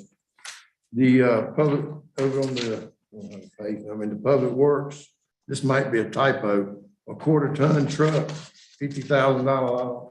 I don't know what a 1/4 ton. That's just a standard pickup. That's a F-150. That'd be a 1/2 ton, right? Not if it's a Ford. Right? No, We got to be rated. it should be 1/2 ton. Okay. They're aluminum, so they don't weigh as much. I didn't know if that was considered like a Ranger pickup or a Ford Courier that was Sure. back in the Sure. 70s. Yeah. I don't even know what that Those, is. man.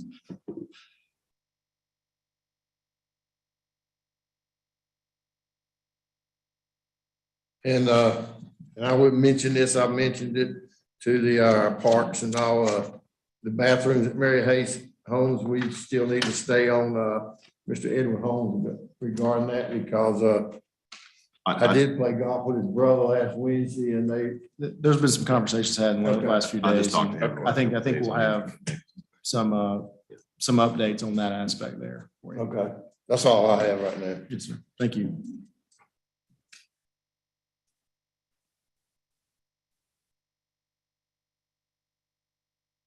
Any further questions? Burns? Motion to adjourn? I have just one thing again. I just want to thank staff for fixing that corner water meter before anybody fell in over at the corner of the jewelry store. That was a good job. Thank you. That's Adam. Commissioner Farrell, you're welcome.